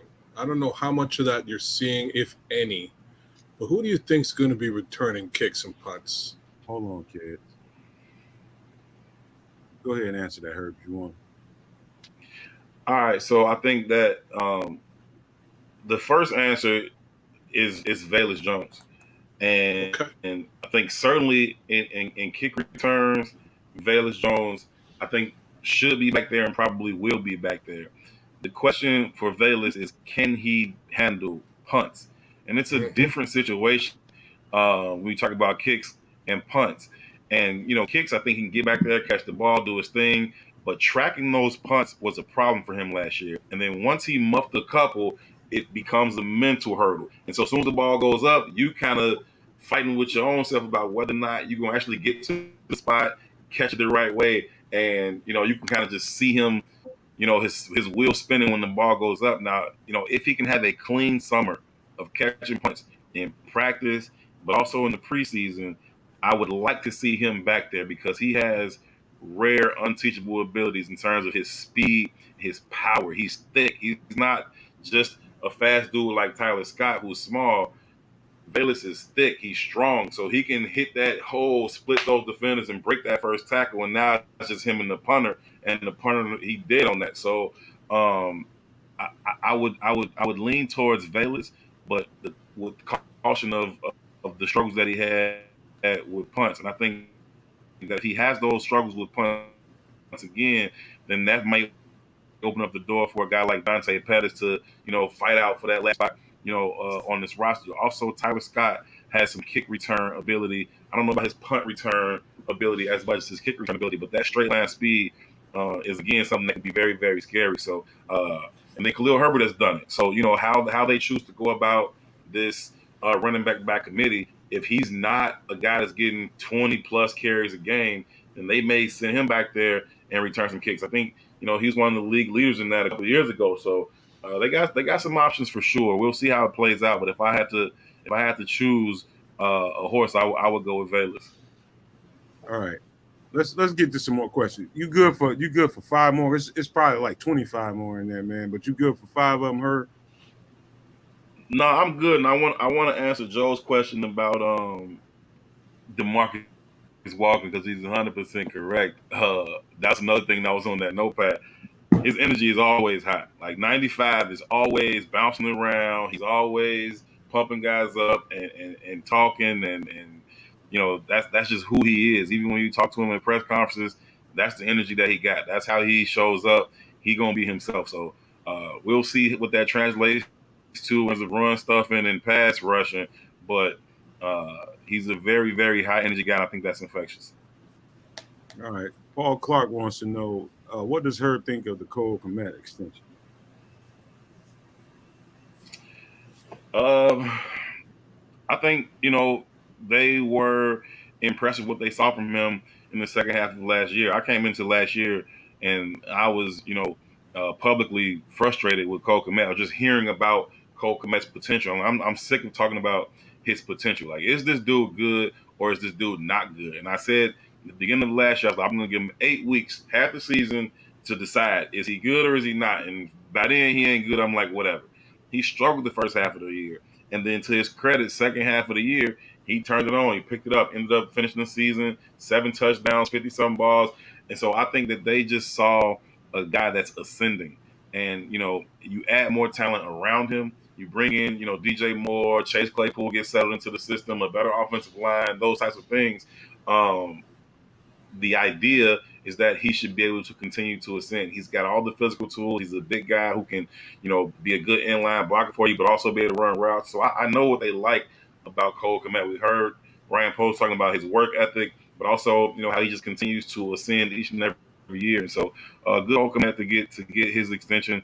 The amount or whatever is just what it is. I never really get too much into counting these billionaires' money. The Bears got enough money to pay whoever they choose to pay. But the fact that they just want to keep him around for another, 3 or 4 years, I say good for Kokeman. I do think he's an ascending player, and he had a really strong second half. All right, let's get the next question up. Wait a minute. Phil said he need to work on his mechanics. He blamed his footwork and arm angle as the reason he was floating balls and missing receivers last year. Do you see an improvement? Yeah, absolutely. I think arm talent isn't Justin's problem, right? I think when you talk about mechanics, we mostly talking about footwork. Now, the ball, anytime you drop your elbow, the ball's going to sail on you. And so you see that from time to time from any quarterback. You just drop your elbow and the ball sails. But you don't see that a whole lot from Justin. When he has time to step and throw in rhythm, he can put the ball through a keyhole. Like, he puts it where he wants it to go more often than not. And I've seen a lot of more of that, since the spring. You go back to OTAs and minicamp, he's zipping the ball. They had a one red zone period specifically stands out where he was just ripping balls into the end zone. Robert Tonyan called a nice one-hand ball in that particular drill. But I think that, again, Justin has all the arm talent that you could want. On the deep ball, on the intermediate throws, he can get it up over the linebacker and down in front of the safety. He has all of those things in terms of arm talent. It's just, can he be in rhythm? Can he be on time? Can he tie his feet to his eyes? And if he does, I have no concerns about his ability to throw the football. Me either, man. I second that. Let's get to the next question. Cornelius Squalls wants to know: is the Bears culture as good as it appears? I think what he's asking there is what you hear being preached by the coach, by the GM, and by everybody around the building. Is it on the field as they say it is at the podium? Yeah, I think the culture that you hear about is as good as they say, right? Even you go back to last year, you walk in that locker room, there weren't guys soaking, there weren't guys pointing fingers, there wasn't a whole lot of infighting. There were guys talking about, improving themselves and improving as a team.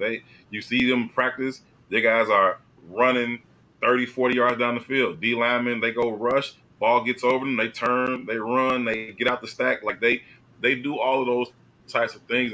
So absolutely, when you talk about the culture, now culture gonna get you so far. You got to have some talent. You got to have some good dude in that culture. And so last year, they just didn't have enough talent. It wasn't culture. It wasn't attitude. It wasn't demeanor. It wasn't effort. It wasn't none of that. They just didn't have the talent. And so now you add a little bit of an influx of talent and continue to develop that culture. And I think, it should pay some dividends. So, yeah, I no issues with the culture. I think Flus and Poles, and now you got Kevin Warren coming in there because Kevin Warren talk about Super Bowls, right? Sometimes you still even hear Poles and Flus a little hesitant. They talk about, we won a championship, so we want to win division. Kevin won like Super Bowl, so that's the mentality. I think it's real. I think they know, the amount of work that it takes to do it. They just got to have the talent too. So yeah, to answer the question, the culture is as good as you hear about. And a real quick follow up to what you just brought up, President Kevin Warren. Do you feel that presence when you are in a room with him that everyone has said that he commands just by being there? Yeah, he's a boss, man. But he's a good boss, right? You can definitely feel when he walked in the room. Like, you can feel that he walked. I was doing my post practice video today, and I don't know where he was going. But he left the building and he was coming out to get, in a truck. and just his presence, man, when he's around. Like I wasn't even looking at him, but the people that I was looking at were looking behind, and I was like, what the hell? You could just tell the energy like that shit, and it wasn't like they were starstruck. They've seen him before. They talked to him before. It's just, I don't know. He just has this kind of presence about him that I think commands respect, commands attention, and I think there's a huge difference in commanding and demanding. Right? A lot of people can come in and demand and yell and shout. Commanding it is a different thing, and I think he absolutely does that. But I think he also does it in a way that's empowering. Right? He wants to put guys in position to do what they need to do their jobs, and support them through it. He's been talking about coming in, meeting individually with every person in the building. And I think that's, a worthwhile, tactic to try and figure out what's going on in the building, what needs to improve, what needs to go, what we need more of. And so, yeah, I think that he's every bit of the leader that can take the Bears where they want to go. I think they've got themselves a really good president. Hey, man. You know what, man? I got like 3 pages of questions I want to ask you. I want you to know that right now, Herb. I just want you to know that.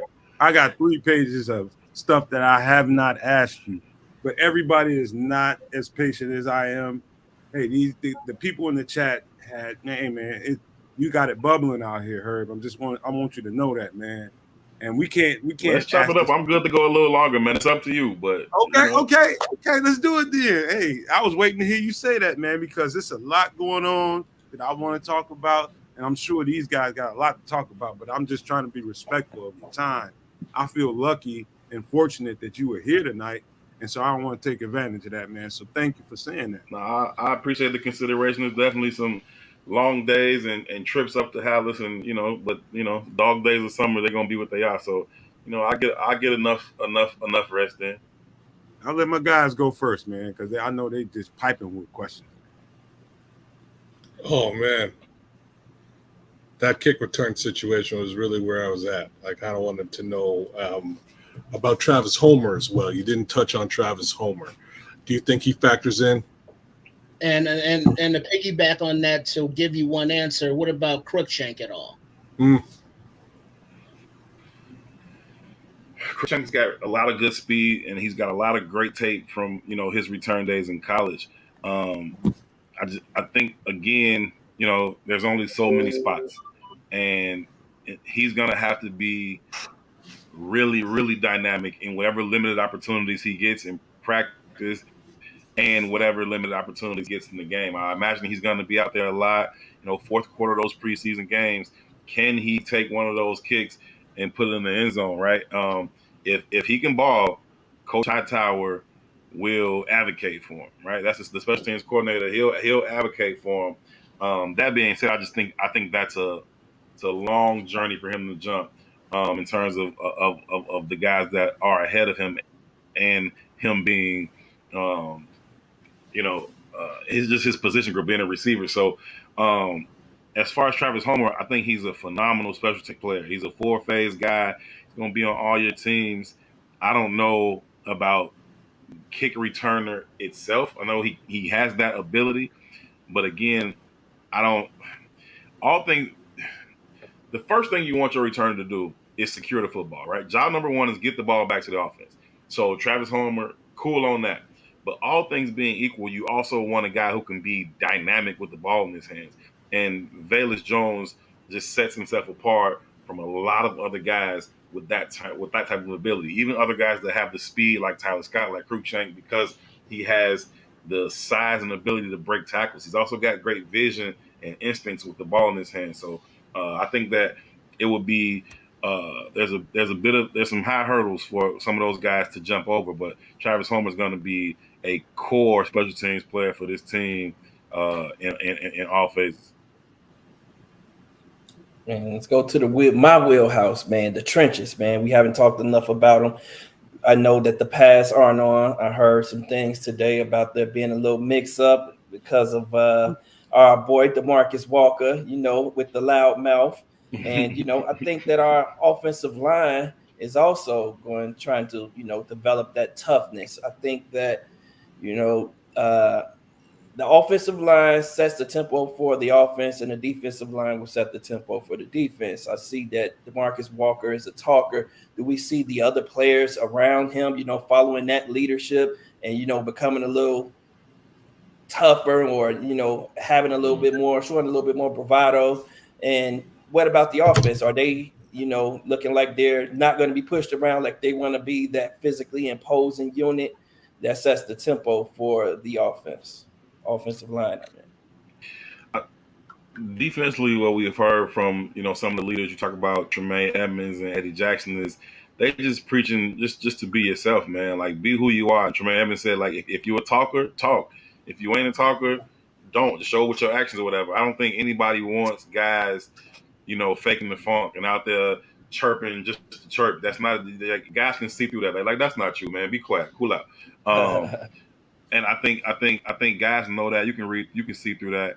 But the guys they got enough guys who just are like that anyway. You don't need extra guys faking that. Tyreek Stevenson is a new guy. He's already like that. Bojack been like that for 7 years. DeMarcus Walker, he must have been born like that. So, like, I think all these guys that just naturally like that are kind of going to be like that. And the guys that aren't, I don't think they're going to kind of fake it. I do think that energy is infectious, right? And so you don't even have to be that kind of rah-rah chirping guy. But if your brother standing next to you popping off, it's still gonna make some kind of boil up in you to just go a little harder. I might not say shit, but I'm still going hard. You know what I'm saying? So I think that it's infectious in that manner. As far as the offensive line, you gotta have some nasty as offensive linemen. That's a question I've been asking for a couple of years, and I've asked these guys, like, who's that guy? And you get answers like, oh, everybody's that guy. No, everybody's not that guy, right? You got to have that guy. You go back to Olin Krut's era. It didn't matter. You couldn't even tell who was in the middle of the pile. You knew 57 was in there somewhere. Like, you just knew it. And I think that Tevin Jenkins is a nasty dude. Like, he's got a disposition. He's real. Like, you talk to him, he's kind of chill, quiet, but he got a disposition. He wants to finish you 20 yards down the field. He wants to take you to the water cooler. I think Darnell Wright probably has some of that in him. You got to see it exactly according to Tevin Jenkins. You got to see Darnell Wright. I think he has some of that ability in him. You saw it on tape in college. I would like to see what that looks like for him now. Getting to know Nate Davis, he's got that real quiet temperament, but he talks about flipping the switch when it's time. I don't think Braxton Jones is ever going to have that, and I don't think he should fake it. That's not who Braxton Jones is. You talk to him; he's a super polite guy. I remember super polite. I remember his first press conference at Hallis Hall. Right, they drafted him. We had a press conference with him on Zoom, but then the next day or whatever, once they flew him in, and he had his press conference at Hallis Hall. I literally asked him in the middle of the press conference if he ever had a fight. And I remember that. I don't know Yeah, if I meant to ask him, but it just you did. that's what I was thinking. And so it just came on. I'm like, you ever had a fight? And he was like, huh? I'm like, a fist fight. You ever had one? Because, like, he's a huge dude, imposing guy, but just talking to him in his demeanor, like, I don't think this dude has ever punched nobody ever. And you seem like the nicest dude in that. I remember that conference.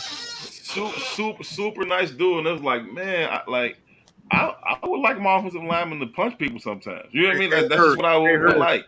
Hold on, hold on 1 second. Hey, Herb, we had a guy, man. He's got this guy in college, man. This dude was 6'9", 330 pounds, man. He was from the Bahamas, so we call him Bahama. Man, hey, dude, this dude. I mean, his hands look like a catcher's mitt. It's like if he swung on somebody, man, something getting fractured. I guarantee you that, man. This dude. He was big, he was heavy-handed, but he was the nicest guy you ever. To this day, I love him, man. To this day, I love him. He's a veterinarian now, and he's a humanitarian, man. But he wanted nothing to do with violence, man. And Braxton does give off those vibes.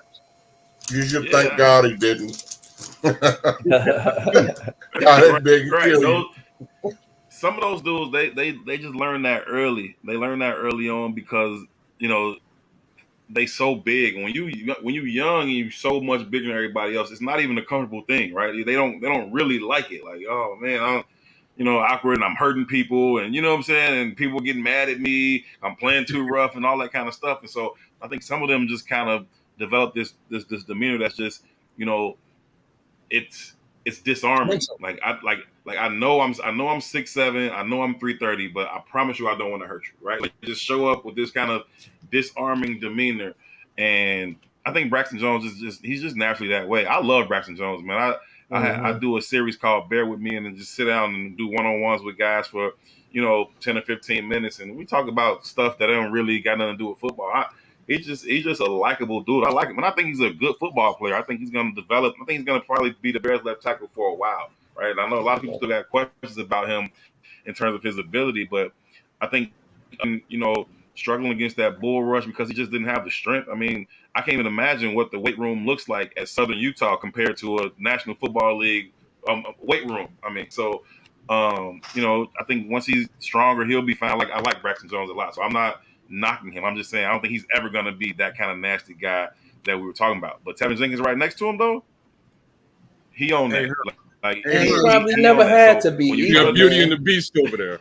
A shout out to all the gentle giants out there, but from one mf'er to another, it's nice to have those guys on your team who can be those mf'ers when necessary.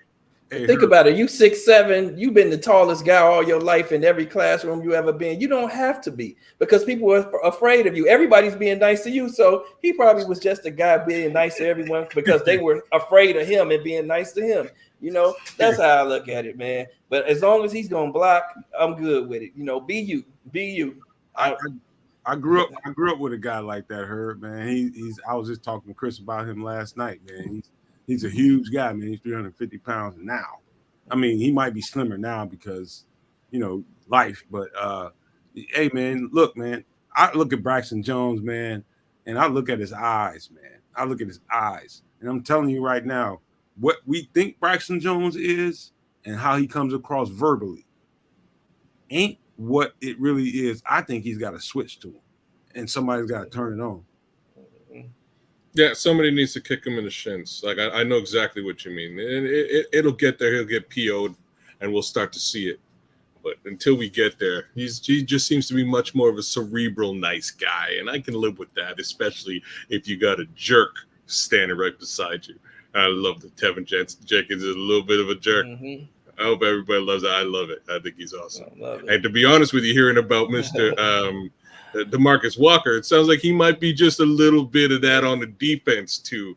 And I really miss Akeem Hicks, and I just want to throw that out there. I saw Akeem was definitely that dude.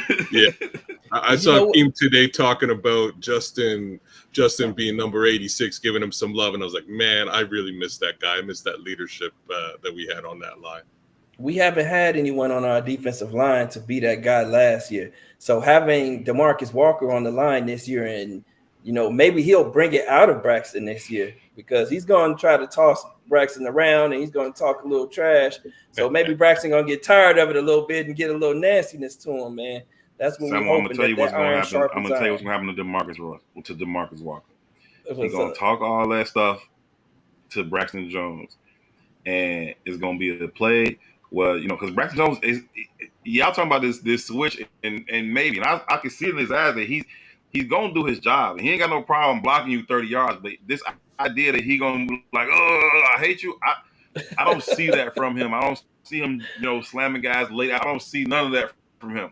But I tell you what, I will see.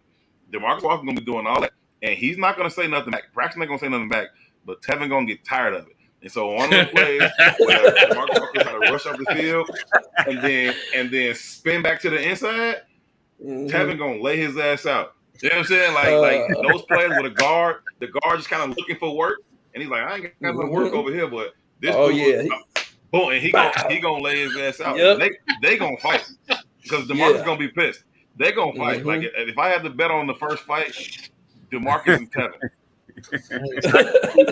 I love it. That's a good call. Based on those personality types, I can definitely see that run in happening soon, man. Herb is not BSing when he says that. That's gonna happen. And you know what?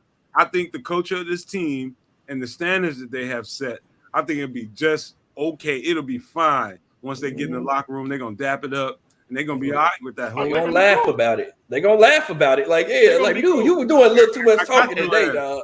I got you. as soon as Tevin out there slamming somebody else offensively and they come off the field, DeMarcus gonna be the first person to be on the sideline. Like, hell yeah, I saw you slam, dude. Like, you know what I mean? Like, they're gonna be fine, but they gonna box. Yeah. Don't go on. Hey, that's funny, man, because you think about the personality types. You talking about DeMarcus Walker, Tevin Jenkins, and Braxton Jones, man. Hey, look, what did you get a chance to look at the second team anything, or were you looking at all first team guys? No, you gotta look at the second team, man. You got a lot of depth in there, and you got a lot of positions that's not settled. This ain't a team that's just, packed with, top end talent or guys that got spots solidified up and down the roster. That ain't the case. On the defensive line, you got plenty of competition. I named 4 guys earlier, but it wouldn't surprise me none. By the end of the season, there was 4 different guys. So you gotta watch, and especially intriguing to watch those 2 young D tackles. I hope one of them pissed Tevin Jenkins off at some point. You know what I mean? Because that means they competing on his level, and they giving him a little bit of a problem and all that. So I want to see that. So yeah, you got to watch and see how those guys are continuing to progress, how those second guys are coming in. Noah Sewell, you're going to watch and see, how he's moving around the ball. He played a lot at the Sam today because Jack Sanborn is not quite ready for a full go yet in terms of teams. But watching them in the second unit, all those guys, the depth at corner, you talk about Josh Blackwell, Jalen Jones, all of that is very, very intriguing. Elijah Hicks back there at safety. Right, I want Bojack to play 17 games, but that's a hope, and what kind of depth do you got at safety now? You don't got DHC back there no more. He's gone. So you need these guys to step up and show what they got. So yeah, anybody who loves the game and is interested in this team, you better be, watching some of these camp battles and some of these depth positions. Right. Hey, hold on, Trip. Hold on one second, Trip. What about your guy, man? You made me go study, and I said this on, I think, the last Nomad at Night. I said this, and I mentioned what was his name, DeAnthony Jones. Yep. You mentioned it. You mentioned that guy, man, and I was just like, all right, man. He's a short guy, a little thick guy. He didn't fit what they said they like. Big, long, fast. He's fast, but he's not big and he's not long.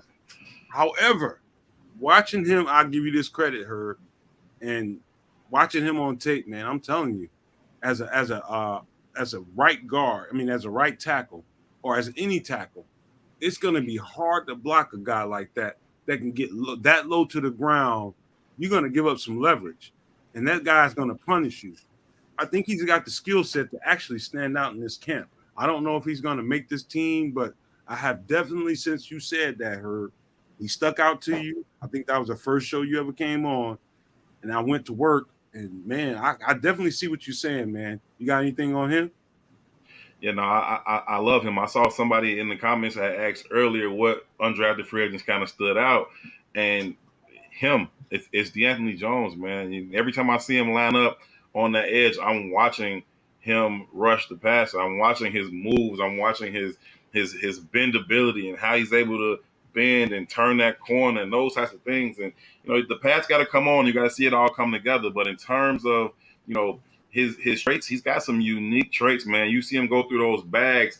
He can go through those bags as good as anybody on this roster right now in terms of flipping his hips, boom, boom, boom, pivot, get back down the line. Like, the dude's got some rare traits. I'm not saying that he's ready to, step in and start and be a doc, but I'm saying he's got some tools that could be useful, especially when you talk about a defensive line that doesn't have a bunch of, solidified, proven guys. We're talking about DeMarcus Walker. He had his career high last year. He had 7 sacks. You know what I mean? So, like, it's not a defensive front that's got a bunch of proven guys. And so if you can come in and add some consistent, pressure, you got an opportunity to crack that rotation. I like what I've seen from him so far.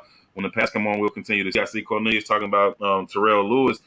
He popped in the spring, but he just pops because, he's got the size. Like, you see him, he's got the prototypical size that you want. He's an Alabama kid. He came in, highly touted. He's had injuries, but if he's healthy, I think he's another guy that can really, really help you. You heard earlier, Bojack spoke highly about him in terms of the player that he was at Alabama.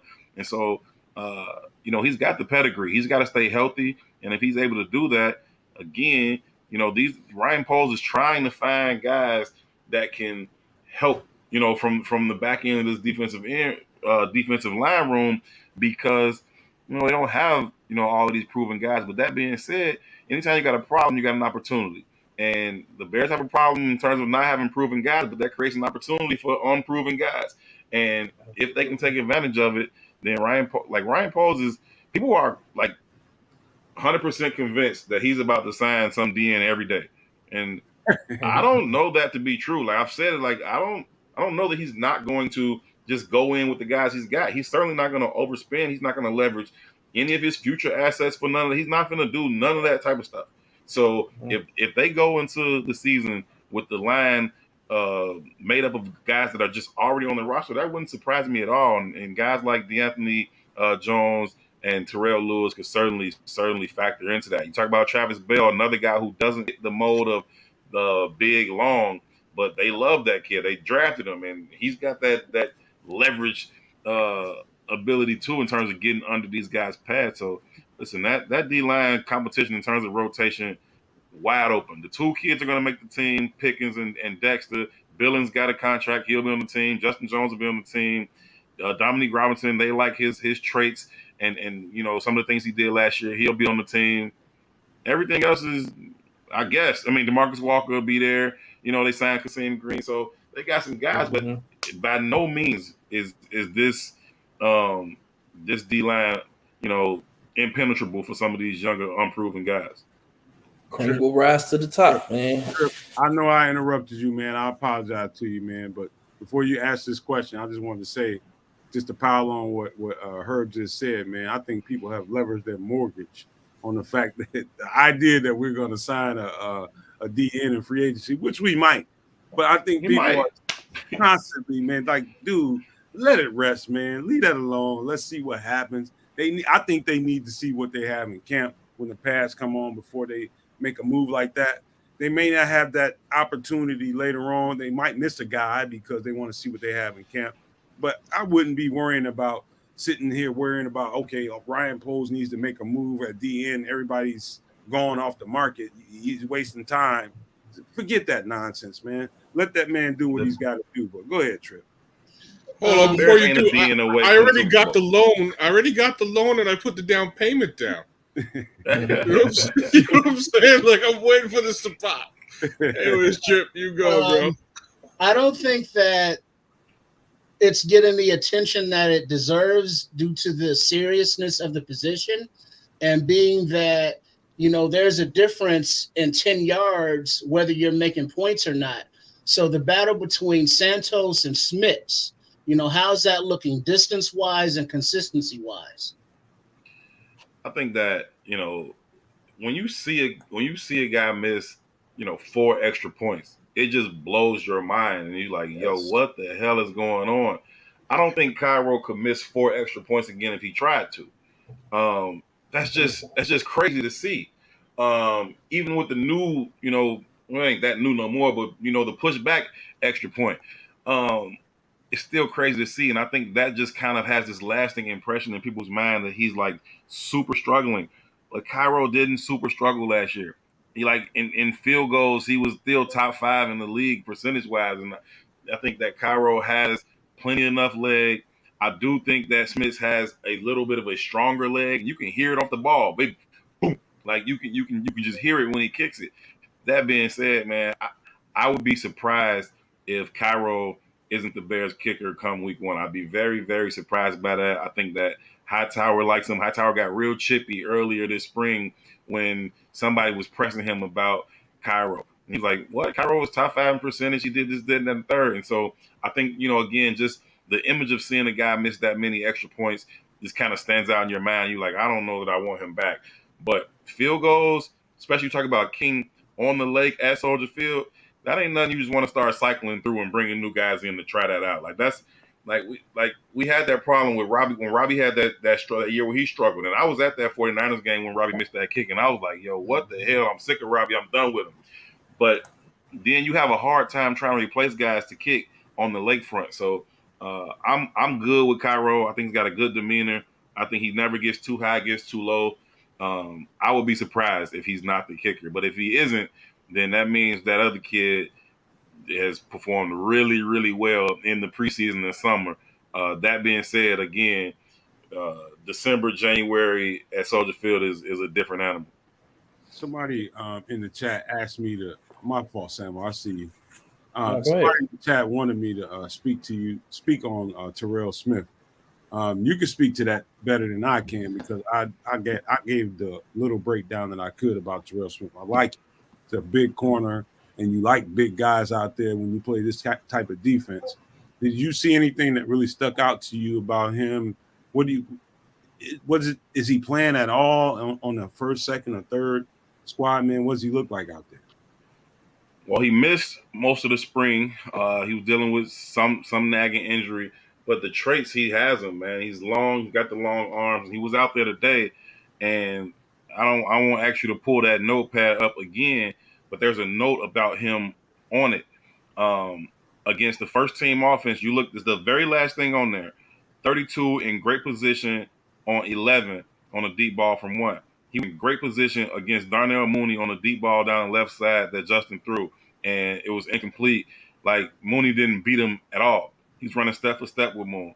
And you talk about a big corner, you would think that, okay, maybe he don't got the speed to keep up with some of these faster guys. Well, Moon is one of these faster guys, and the kid was in great position all the way down the field. There was no chance of a completion. So that was just one thing that stood out today from him. So, he's got some tools. He's got some things you got to like. I'm sure he's got some growing to do in this league. But just on that one rep alone, you can see that he has the ability to play at this level. Hey, Herb, was he confident enough to get up there and get hands on Moon, or was he just there with him stride for stride, or both? Which one was it? He was probably off about 7 or 8, and then as Moon came to him, contact, turn, carry. He's got Moon on his off arm. He's looking back at the ball. He's actually a little bit ahead of Moon as the ball comes in. And so, again, no space for no completion there. Justin threw a pretty decent ball. Just wasn't nowhere for it to go because that kid was in great position on that particular rep. He got up, ran back. Wasn't a whole lot of. If that was Tyreek, he probably would have been rah-rah. Shorty just ran back like, I'll do it again. Like, you know what I'm saying? It ain't nothing. So we'll see how he continues to develop. But I was very, very impressed with him on that particular rep. Especially, again, we didn't see him in the spring because he was dealing with an injury.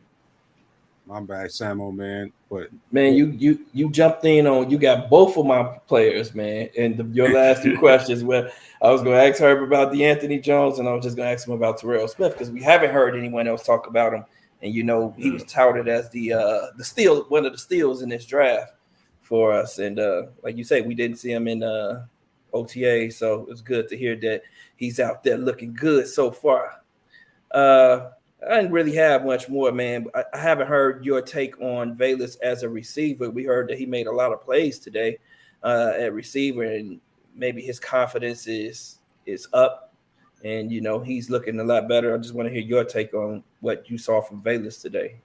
He did have a good day. He caught a deep ball down the right sideline for a touchdown. It was a really nice catch. Wasn't like a double catch, wasn't a body thing. Last year he wanted to catch everything with his body. I was actually standing in that end zone as the ball came, and he over the shoulder, hands, feet, looked real natural, which he never looked natural catching the ball last year. So he had a good day. He was able to get the ball out in space, and anytime he gets the ball out in space, it's trouble, man. Those DBs, they don't want to tackle him. Like, that's not something you want. They're not in pads right now anyway, but you can just see he's a locomotive. And, you see, even when they're not in pads, you see guys come up, get their arms around, try to punch the ball and all that. It's a whole lot of tagging off once Velus gets to top speed. Guys not really trying to get in front of that. So he did have a good day. And I believe that's a boost for his confidence, and he can stack good days. And if he's able to do that, he could be a really, really nice weapon for them, something that they can use in a multitude of ways. You talk about end arounds, reverses, you talk about bubble screens, throw them in the backfield, you talk about quick slant, all those type of stuff. And it was good to see him catch the deep ball because he's got that kind of speed. So yeah, he had a good day. Hopefully he can continue to stack those days. Hey, let me say this right quick, man. Hey, Herb, because I don't want to wear you out, man. We need you throughout the training camp. We need you throughout the season. And I don't want to wear you out, man. I'm gonna be honest with you because there's a guy that Clay Harbor actually said this, and I'm gonna speak on this, man. Clay Harbor gave us the Heisman, man. We had him all set up, and he gave us the Heisman, man. Mm-hmm. But He we gonna did. keep that to us, man. We ain't gonna blast him out. But he You just did. You totally did. I grabbed the mic and struck the Heisman pose. He mentioned Robert Tonyan, man. I kept seeing Robert Tonyan multiple times on Twitter. Did he stick out to you, and why?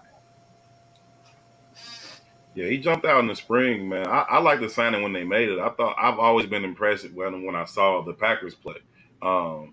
Like he's not as big as I thought he was in Green Bay. For some reason, I just thought he was bigger. I thought he was more kind of like Cole Kmet in terms of size. He's not quite that big in terms of height. He's got broad shoulders. He's big enough. I'm not saying he's small. I just thought he was a little bigger. But anyway, going back to the spring, he's been making plays. I talked about having a one-hand catch in the back of the end zone in one of the red zone drills earlier. He made another nice one-hand catch today. He's where he's supposed to be, man. He catches the ball with his hands, and then he's looking to turn it up. He ain't just catching it and trying to go down. He catching it and he's looking to turn it up. And he be out there in Jordan 1s, which is kind of swaggy. Like he be kind of swagged out there. So I give him a couple bonus points for that. But I think what he's going to be able to bring in terms of some of this 12 personnel is going to be really beneficial to the Bears, especially down in the red zone. You talk about the matchup nightmares they're going to be able to create, especially if Chase Claypool is who we all hope he can be. You talk about having Chase Claypool, DJ Moore, Cole Kmet, Robert Tonyan out there wide, and you just creating mismatches. Like somebody ain't ready, like your linebacker or a little corner is going to be on one of these dudes, and that's just not what you want. So I think that he's going to be able to bring a component to this offense that should be really, really useful for the Bears, especially in the red zone. But even between the 20s, he should be able to help in terms of opening up some of the middle of the field, checking it down to him. Those things that again keep those drives alive, those 6 and 7s that keep the chains moving. That's what you need, and he should be able to provide that for them when they do decide to go double tight. Hey, Herb, man. Hey, we got to wrap this up, man, because my man Herb has got to get up in the morning, man. And I got to get up in the morning. Hey, listen, man. Hey, dude is a national treasure to me, and I do. Herb, I don't want you to think I'm blowing smoke. I thoroughly appreciate you. I mean, as a man. Hey, Nomad. Yeah. I wanted to say, I received that, and I appreciate it. Yeah, he's telling the truth, man. We feel that way about you here, and I wanted to kind of piggyback on something that you guys talked about earlier. I'm a little bit older. You're probably around my son's age, but I did want to say, man, every time I see you, part of my job here is to kind of do a lot of research, and every time I see an image of you, man, it's always in a positive light. To see a young brother like you, articulate, handling yourself the way you do, that gives me a sense of pride. So I said to myself, the next time you came, I was definitely going to let you know that, because those images aren't seen enough, and you definitely represent well. So I just want to give you, like Samuel says, give you your flowers and tell you I appreciate you, I'm proud of you, and I'm glad to be associated with you. All right. So I just wanted to add that. I appreciate it to the utmost. Hey, all of that credit goes to my mama and to the south side of the shop. Yes, sir. Yes, sir. Right. Tell him to get your damn intro done, man. Stop playing. And listen, I want to know why you got to get up early in the morning for what? Hey, Herb, stay back. Hey, don't go off, man. I gotta ask you one thing, man, offline before you go, man. All right, for sure. Okay, but before we let you go off the live of the air, tell everybody about the bigs and everything that Herb Howard is doing within his community and professionally. Yeah, no, shout out to the bigs, man. Great coverage of all the Chicago sports teams. Everybody does a great job on their individual beats. The Cubs, the Sox, the Bulls, the Sky. So shout out to the whole entire family at the Bigs, and make sure y'all following the whole team at It's the Bigs on Twitter. Stay up to date with what everybody's got going on. You can find my stuff there as well. You can follow me at Herb Howard 411. But outside of that, man, I'm just trying to do my role to be just do my role in the community and be a positive impact. Man, I got a podcast. It's called Herb and Two. Shout out to my co-host Tucson Werner. And it's not sports related at all. It's about Black liberation. It's an unapologetically masculine perspective on issues that currently impact the Black community. We do that podcast, and we do a lot of work out in the streets with it. So that's all I'm about, man. Just uplifting people, finding things that I think are worthwhile and supporting them as best I can. Shout out to things like the Sandwich Ministry.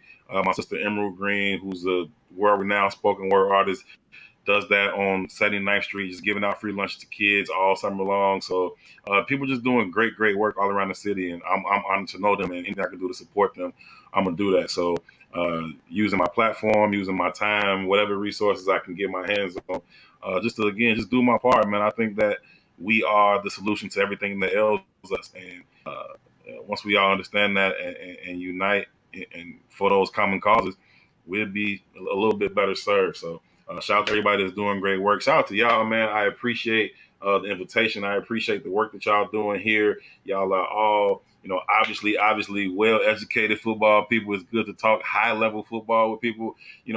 Being, a Bears beat reporter, you talk football with a lot of people. They want to talk football with you. Oh, you're a Bears beat reporter. So, but it don't always be high-level football talk. It just be like whatever kind of stuff. I'm like, oh shit, I don't want to talk about that. But y'all know the game very, very well, and so y'all fans, y'all followers, they know the game very, very well. Ask great questions and make great comments. They push back on things, they challenge things. So it's always a good time to chop it up with y'all, man. I love what y'all building here, man. So salute to y'all, and thanks again for the invite.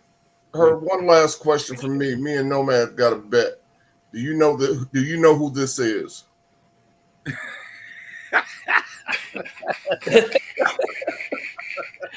I don't know who that is. I don't know who he is, man. You don't know him? Ain't nobody here 80, man. Ain't nobody. I don't know who that is, man. Man, you said being 80 is something wrong with being 80. What you shooting for? Early death? Listen, all I know is it said Bears wide receiver, and that list is not impressive. We talking Harlan Hill. We talk like it's just not. You know what, Herb? Let me tell you, Cecil Turner is the third greatest return man in the Bears history. Still the co-holder of most kickoff returns, touchdowns in one season. Look it up. 1970, baby. Man, Respect to Cecil Turner. All right. Up until recently, when I heard Bears wide receiver, I'm thinking Tom Waddle, and that is what it is. Dick Gordon. Anybody know who Dick Gordon is? Into that comment. So what now? Dick Gordon. Dick Gordon held the record for most receptions in the season for years. Herb, ignore these cats, man. Chris, hey, listen. Chris, the only cat I Chris know. Been schooling us, man. Yeah, he think everybody drove a drop top Broham. Man. Cecil Turner. Cecil, man. Hey, look up Cecil, man. Salute to you. I'm always here for the history, but I only go back as far as like Willie Gault, man. Before that, man, Willie Gault, Tommy Waddle, that's where I'm at too. Yeah, I go back a little further. Jack Kincannon was my first quarterback. Check him out. All right, man. Hey, that was love. That sound real leather helmetish. One of these days, we're gonna meet, man. Hey, Herb, it's nothing but love, man. Nothing but love, man. I appreciate it. Sir. It's beautiful. I mean, man. And on behalf of the Nomad Network and Nomad Live, man, I appreciate you guys for being here, man. You guys were strong in this chat, showed us how much you appreciate us, but more importantly, you showed Herb how much you appreciate him. And that's the love I like. They let you know, man. So just know you ain't doing it for nothing, Herb. So just know that ahead of time, man. Love you, man. Yes, appreciate all you guys, man. On behalf of the Nomad Network and Nomad Live, I want to thank you guys and say this to you. Love, peace, and hair grease, y'all. Peace. Salute.